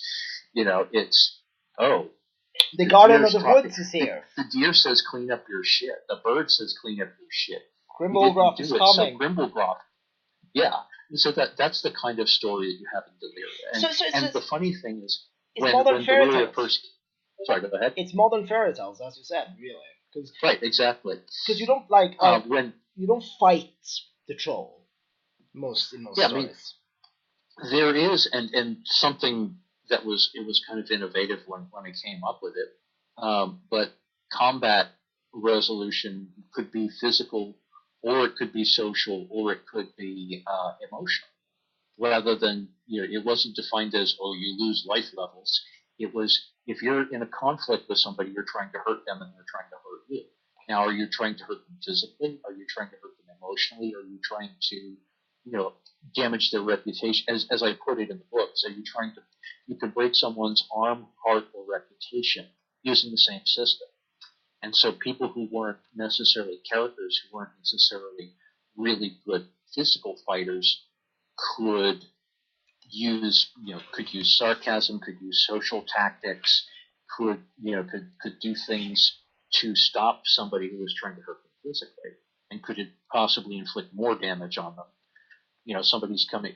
An example that is used in Deliria is a guy, a big brawny guy is rushing at the rushing at the princess with a sword. You know, I'm going to kill you, and she just makes some remark about his manhood, and he's like, and he stops, and he just kind of drops his head because everybody's laughing at him and walks away. She won perfect. that fight. Excellent. Instant success. I love the system. I had a connection to Delirium just seeing it because there's little information, but when I was seeing it, I was like, I don't know what this is, but I think I will love it. Now, this is a character called off the top of my head, and this might be a very bad one, but I was thinking I would love to play a character in Deliria who wants to be like the late age World of Darkness characters. Like I can be the archbishop and then fails miserably because he can't do that. I want to play. That'd be awesome. I want to play that character who wants to be like, oh, so this is an extraordinary world. So there's like secrets and shit. Well, how do I discover the book of forgotten spells that I can like use to make myself into a half Cthulhu demon thing? That doesn't exist. Like what? Yeah. But fantasy is real. What? No. Okay, how do I cast Fireball? You don't cast Fireball. Mm-hmm. Yeah, exactly. One of the points in one of the points in Deliria is it's not about power. If you're looking for power, you're looking for the wrong place. Exactly. So I want to play the character who Celia knows it's not about power. He Celia wants it to be about it and is constantly disappointed when he's confronted with the reality that you're a guy, dude. You can't fight Grimblegraph, okay? Grimblegraph will stuff you out. Because maybe Grimblegraph is just something that is an entity in the forest that is controls the forest, not necessarily a 14-foot tall killing machine. Yep. As it's the spirit of the forest. That was how I interviewed it. It's just a wood. The only way you can fight the spirit of the forest is to burn it down. Yep. And that probably won't go well for you if you do that while you're standing in the forest. And I did not have the social connections to just call in like a professional fire team to burn it down for you either. Mm-hmm. So that's great. I'm in love. I have to say I'm in love with this. I'm still pissed off. There's no PDFs out there because I collect PDFs as opposed to hardcover. Yeah. So about fairy tales and reality. The short version of the long story is when we came out with Deliria in DragonCon of 2003, we came out with it. It sold like crazy. Awesome. Thanks to we had a really good team of people with us, including a number of volunteers. And at one point, we staged a parade. Thanks to my friend Julie Seamus, we ended up staging this fairy parade where a bunch of people in costume marched from one end of DragonCon to the other. Well, I marched at the procession with a copy of Deliria, loudly announcing that we sold hundreds of copies. And we figured, okay, cool, we're in. We sold a bunch of copies. People loved it. People are all about this. And every distributor in the fucking business shut us down except for one. It took us 3 months to get in with that one distributor. Every other distributor said this is an actual quote from the Alliance representative. It's pretty, but it doesn't have enough big tits and big guns to attract the 14-year-old boys who drive this market. And so consequently, we couldn't get it into the stores. This is before Drive-Thru RPG. This is before you could get games on Amazon.com. This is long. Print on demand existed, but print on demand books were really bad, and it was before you could buy books on PDF. Before an infrastructure existed to be able to do that. So we ended up with a bit less, because our original print run was 5,500 books, and we sold about 350 of them at DragonCon, and then we didn't sell a single book for almost 6 months. Because no stores would carry us because we weren't with the distributors, and only one distributor, and they bought like 8 copies from us or something. What? So we were getting these great reviews, and everybody who saw the book loved it, but we couldn't get people to buy the stuff. So what we ended up doing is we ended up putting together a team of people, and we hit every convention between the spring of 2004 and the autumn of 2005.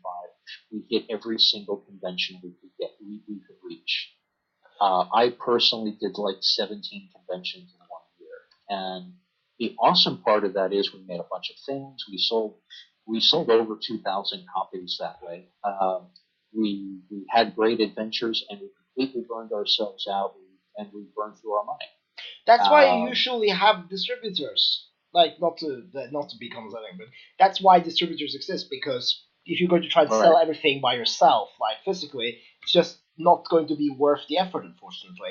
God damn it, capitalism. Ruining things. You can do it now. Because now. of things like Drive-Thru-RPG and crowdfunding and Patreon and Kickstarter and things like that. You can do it now. Yeah. This is before any of those things existed. Yeah. In order to reach our audience, we had to get books on the shelf. Yeah, and we couldn't get books on the shelf because the distributors just said no. They said nobody's buying anything except B20.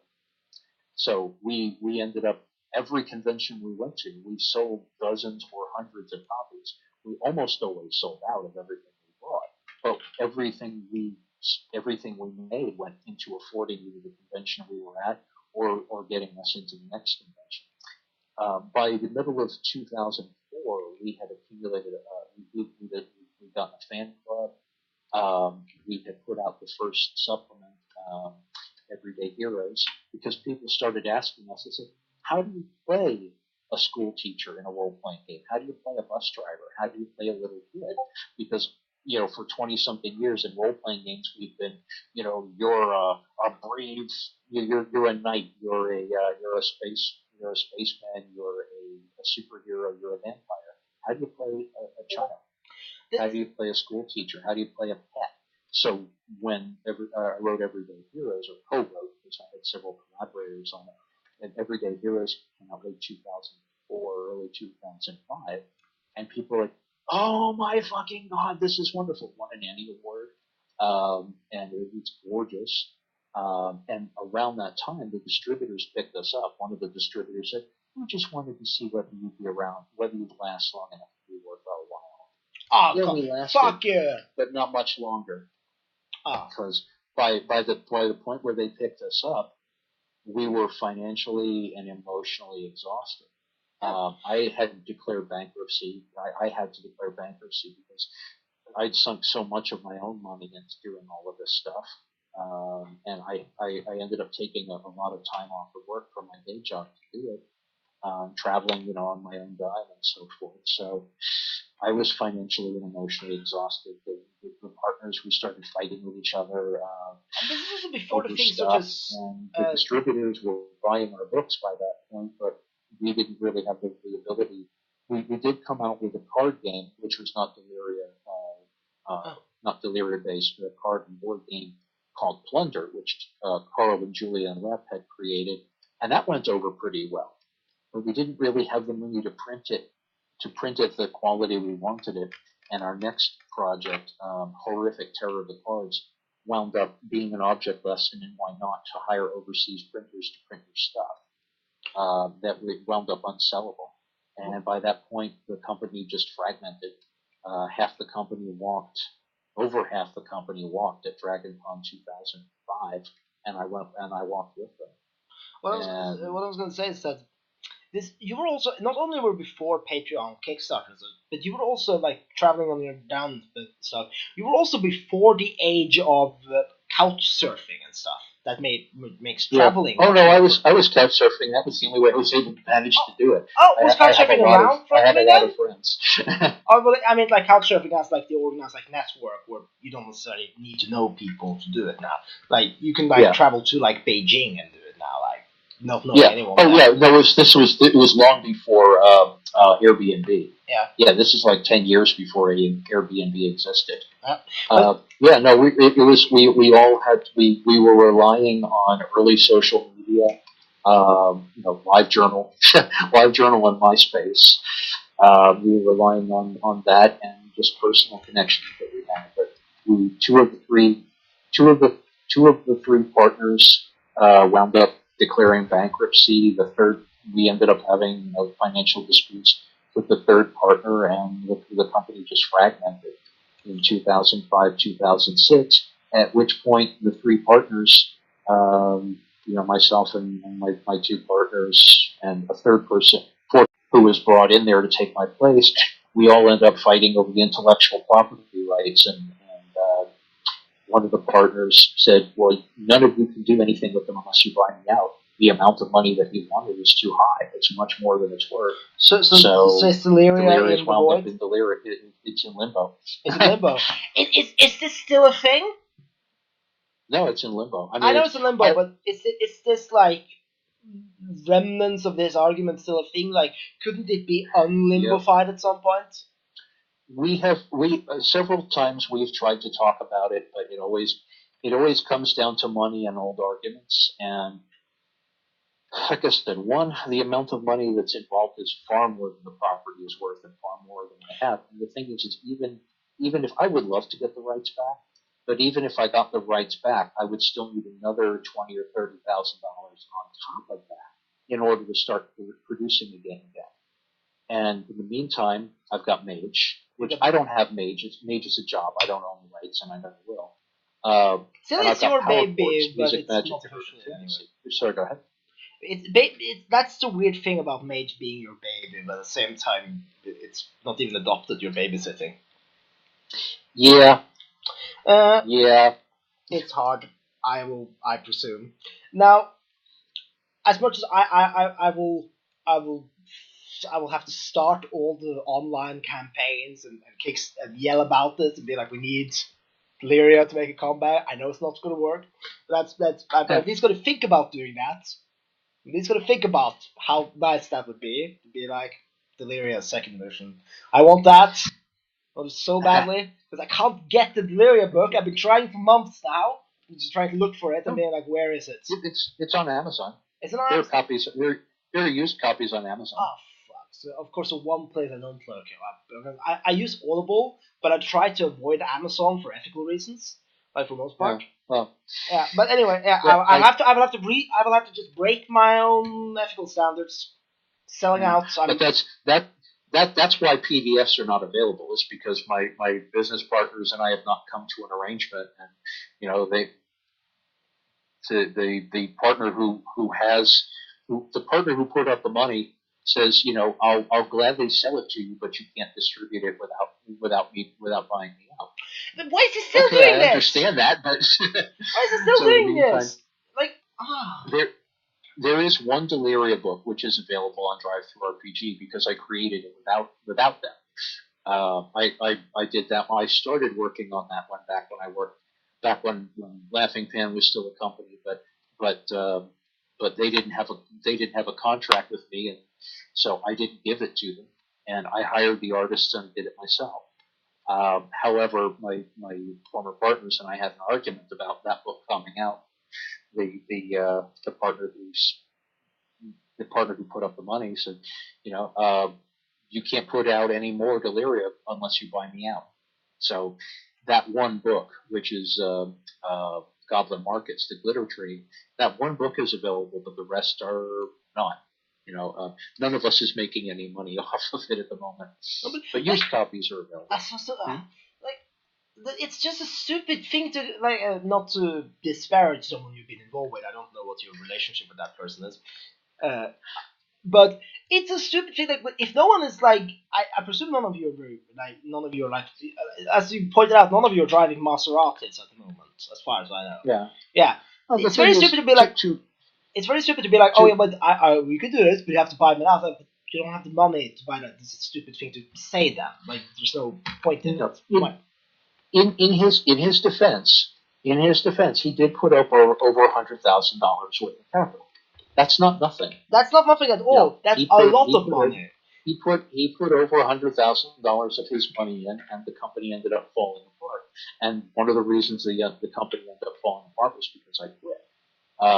I quit for what I feel were very good reasons, but I understand why he is unhappy about that. That's legitimate. And I want to make sure that if anything ever happens regarding Deliria, I want to make sure that everybody who is involved feels like they've been taken care of. I don't want to fuck anybody over. Yeah.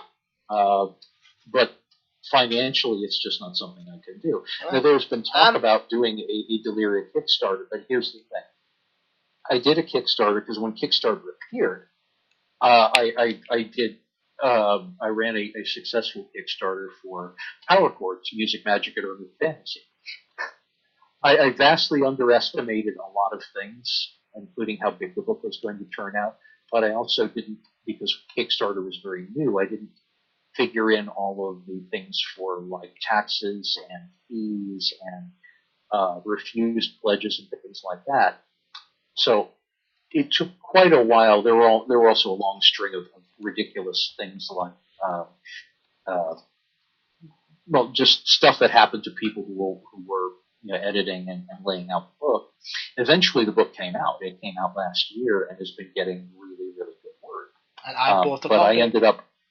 Sorry, I bought a copy immediately when I saw it. Because yay! Thank you.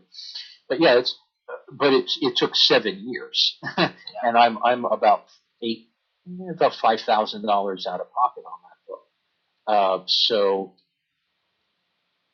okay. I may do a Deliria, a Deliria buyback Kickstarter at some point.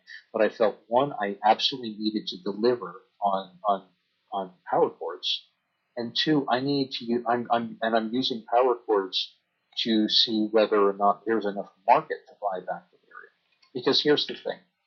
I didn't make any money on Deliria. I didn't make any money on Power Chords. Both of those things cost me thousands and thousands of dollars and hundreds of hours of work.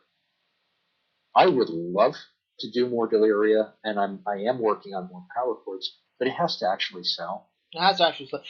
As you point, as capitalists pointed out, it has to sell to the people who drive this market. It has to sell. This is a business. It's a business. Well, beyond being a business, I mean, and it is a business, but beyond being a business, I put a tremendous amount of work into my books. The people I collaborate with put a tremendous amount of work into those books. These aren't, they aren't illustrated with sketches from, my best friend in high school. These things are, the artwork is done at a professional level. The editing is done at a professional level. The layout is done at a professional level. We're doing these at the highest level of professionalism we can achieve, but that costs tens of thousands of dollars to do. Yeah. And hundreds, if not thousands, of hours worth of work. To do that and sell 100 copies is not worth it. Yep, that's just unfortunately how it is. Now, if I promise you this now, Phil, live on air, so it can never be taken back. If I ever become independently wealthy, one of the first things which in my case actually could happen at some point if I'm very, very lucky, the first thing I will do is get Deliria back. I will fight with tooth and nail for Deliria. I will get it back. That just my dream is to take Donald Trump's hair and mount it like on my wall. I will do this. That's a promise. Now, since you mentioned Power Chord, and since I don't know, like we've still been talking, I want to get in on all the topics I said we were going to get in on. Power Chord, your newest baby, in a lot of ways, I think maybe even your most precious baby, due to you actually owning the thing and like. Thank you. Yes. Yeah. Tell the world about it. Okay, so Power Chords, for people who haven't, it's essentially the game of rock and roll role playing. You are playing someone who is involved with music, whether that's a musician or a DJ or a roadie or a manager or a groupie or somebody, but you play someone who is deeply connected to music, who loves music so much that is basically that's their life, whatever else they're doing. And they are so involved with magic that they start as in Deliria, realizing that the world of magical culture is a lot stranger and a lot weirder than it may appear from the outside. Which is saying something, because when you start, especially when you start getting into to musical culture, whether that's being a musician, which I am, or whether it's studying the history of music and the people who make it. Music is really fucking weird. The two weirdest subcultures in the world, in my opinion, is the music world and the wrestling industry. Those two are the weirdest subcultures that exist. Very, very strange. They're populated by only crazy people. Because either you were crazy and got in, or you were made crazy when you joined in. That's just how it works. Yeah, that's true. And that's the thing. The thing that really is the thing that inspired me on power chords is I love music. It's like my favorite thing. And I've played in a bunch of bands. I'm playing in one now called Telesterion, which is a mystic rock band. And I've worked as a roadie. A number of my friends are full-time musicians. Even a few people who are like names in the business and so forth. And it's something that is very close to me personally. And so and something that I've seen very, very few people handle in games and handle well, even less often. And so I wanted to make this. Deliria is setting and system neutral. You can drop it into Vampire or World of Darkness in general. You can play it with D20. You can play it with GURPS, whatever. Because Power Chords is more about what it's like to be a person involved in musical culture, and the point is to win over the audience and maybe use music that has magical effects and deal with things like vampire groupies and immortal drug dealers and the literal devil of Crossroads who wants payment for that record contract you got, things like that. That's what it's about. And that's actually something, because I haven't read properly through it because I have so many books, but I've read through it. That's the thing that resonated with me, is that I saw that this was very much a labor of love. A love that I can't entirely understand, because while everyone likes or loves music to whatever degree usually, you kind of, to really understand all the things, all the intricacies you put in, I think, you need to love music like you do. There are a lot of, there are a lot of inside jokes. It's probably, Power Chords is probably the most densely written thing I've ever worked on, because almost every paragraph has an inside joke, a reference, using a song lyric, or an allusion to something that happened, something Led Zeppelin did, or just passing references like there's in the description of the roadie. There's sometimes it's about if you're a roadie, sometimes your job involves having some bat-faced egotist spit all over you just because he can. That's a reference to something that had actually happened to a stage crew member when Gene Simmons of Kiss got angry at him, and Gene would like all through the concert, the guy's job was to stand there and watch this, and watch to make sure that the bass didn't go out of tune or something like that. And Simmons was so mad at that guy that night that he'd just walk over every chance he'd get and just spit on him. And he got paid. And then go back out on stage and stuff, just because he knew that the guy needed the job. And he was Simmons was in that kind of mood that night, and so he just spit all over the roadie because he could. And so there's just this passing reference to that in the description of what it's like to be a roadie. Yep. The book is full of stuff like that. I mean, if I was to do an annotated version of an annotated text on it, saying where all of the different references to it would go, it'd probably be almost as long as the book itself. It would be a book in and of itself. Okay, but people who study this stuff will love it. People who study this stuff will love it, and I think that's one of the things I found really cool about Power Chords. So I saw the passion in this beyond the passion you normally put in a project, because I see what you do in project. I see that you're very passionate about the stuff you write. You're very passionate. Oh yeah. And sometimes, if I don't love it, I can't write it. Yes, and dare I say, very protective of the stuff you do. Yeah. But I saw a Power Chord was special to you, and that's why I was very busy trying to promote Power Chord, right? Like on my very limited Facebook and stuff, and I talk to people like Power Chord. You have to get Power Chord, because I think stuff like that has to be rewarded, because if not, nobody can do it. As you said, if you don't sell, unfortunately, you can't put hundreds of hours and thousands of dollars into doing something. It's just not feasible. Mm-hmm. That being said, if I was like, if I'm going to like relate something to myself, if I were going to do something similar to this, I would have to write about like the history of ideas or something. That would be my like angle, because or like a sort of like meta role playing games, because like role playing is kind of what I'm the most passionate about at the moment, and for most part. That's what I want to do with Power Chords. I have six other Power Chords books in various stages of writing. But one of the things I would like to do if the line takes off, and we can sell it decently.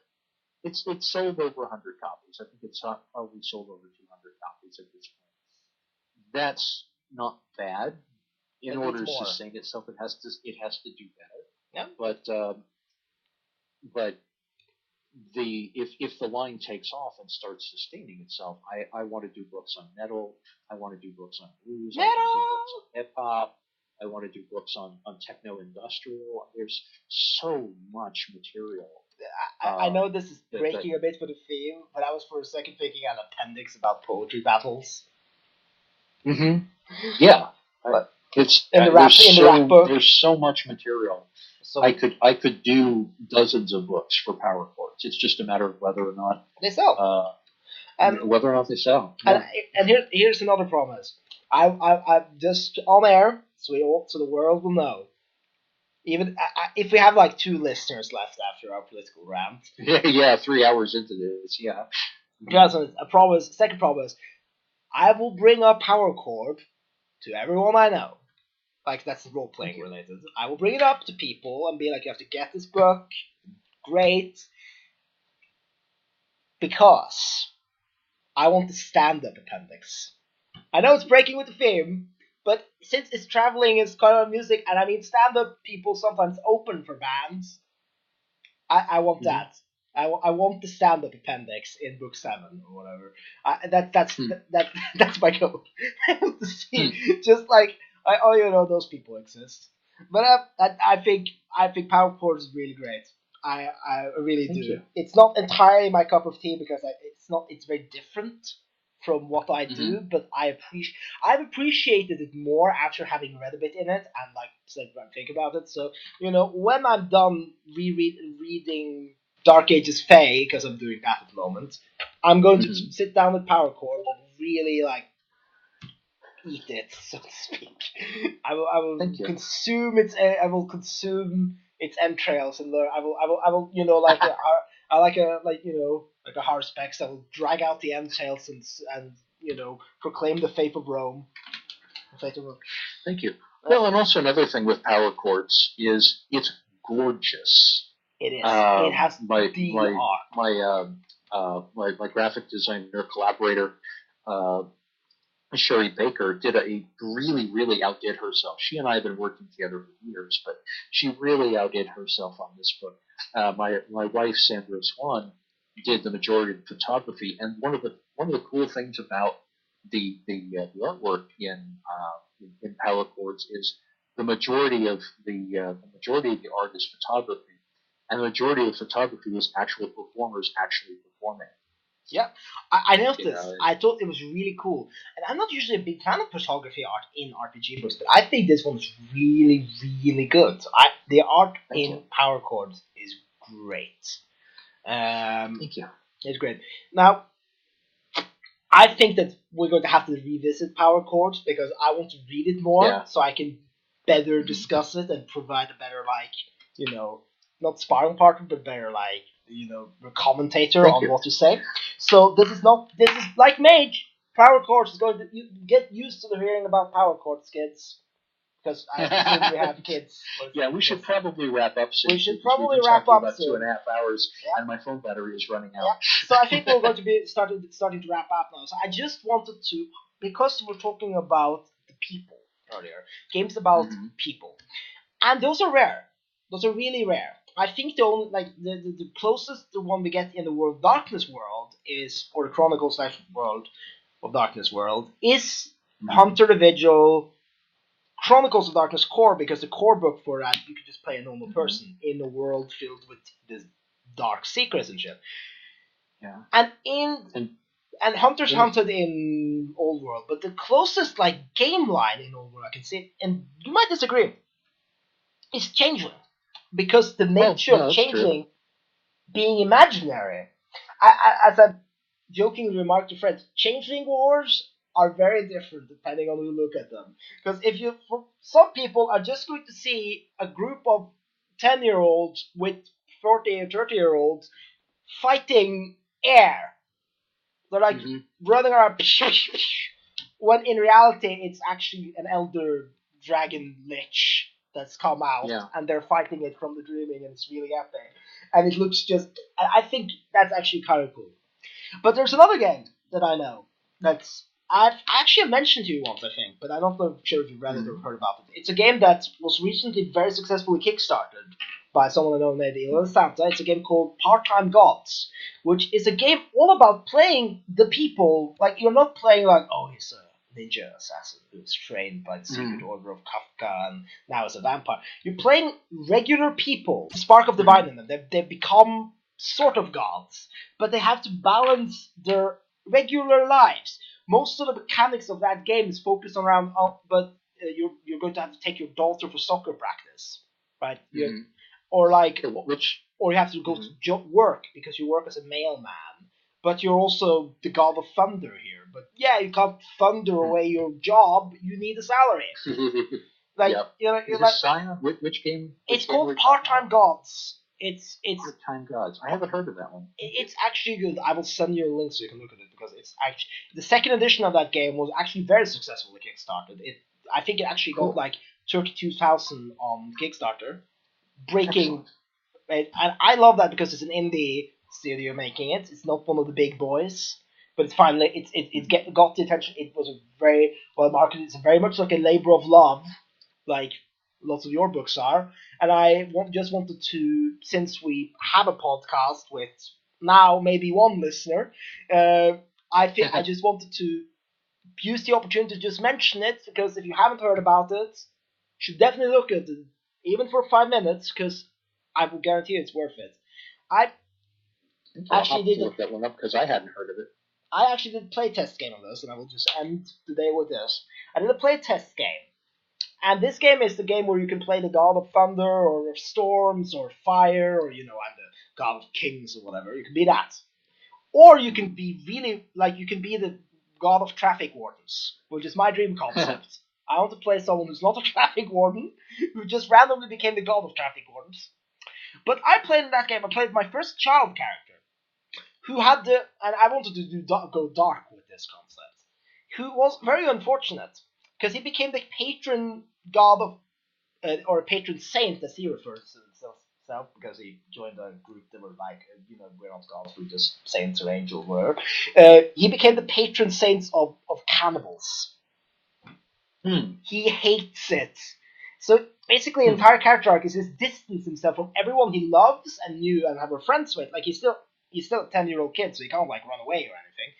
But he's like alienated himself on purpose because he doesn't want to like ooze off on them, and suddenly like they eat people or want to do that. So he's one of those, because you can't destroy like the divine spark. If you kill yourself or try to give it away, someone else has to take the burden. So he has this horrible burden pressed on him, where his very existence causes cannibalism to happen. And that sucks. And the two people in the pantheon, not party, old gamer jargon coming in here, was the god of whispers and the god of kindness. So there was a very nice group. And it's a bit of a hiatus right now, but I've urged people to look up this game, and I think this has been a very cool second episode. Hopefully it's not 3 months until next time, when our schedules allow it. We will definitely be back, I hope, unless I've chased you away, Phil. I hope I haven't chased you away. So it's always a pleasure talking with you, Karl. Thanks. Excellent. I appreciate it. Excellent. So I think we're going to wrap things up now. I will post this link to wherever so we can get some actual listeners. I hope everyone having a nice day. We will definitely be back. We'll be talking about Mage and why we hate Trump and all those good things we'll later. All things, all in due time. And more power chords, and maybe someone else has a fridge freezer for sale or something we have to sell off. We can talk about it there. Anyway, thank you, and have a continued good day / night, everyone.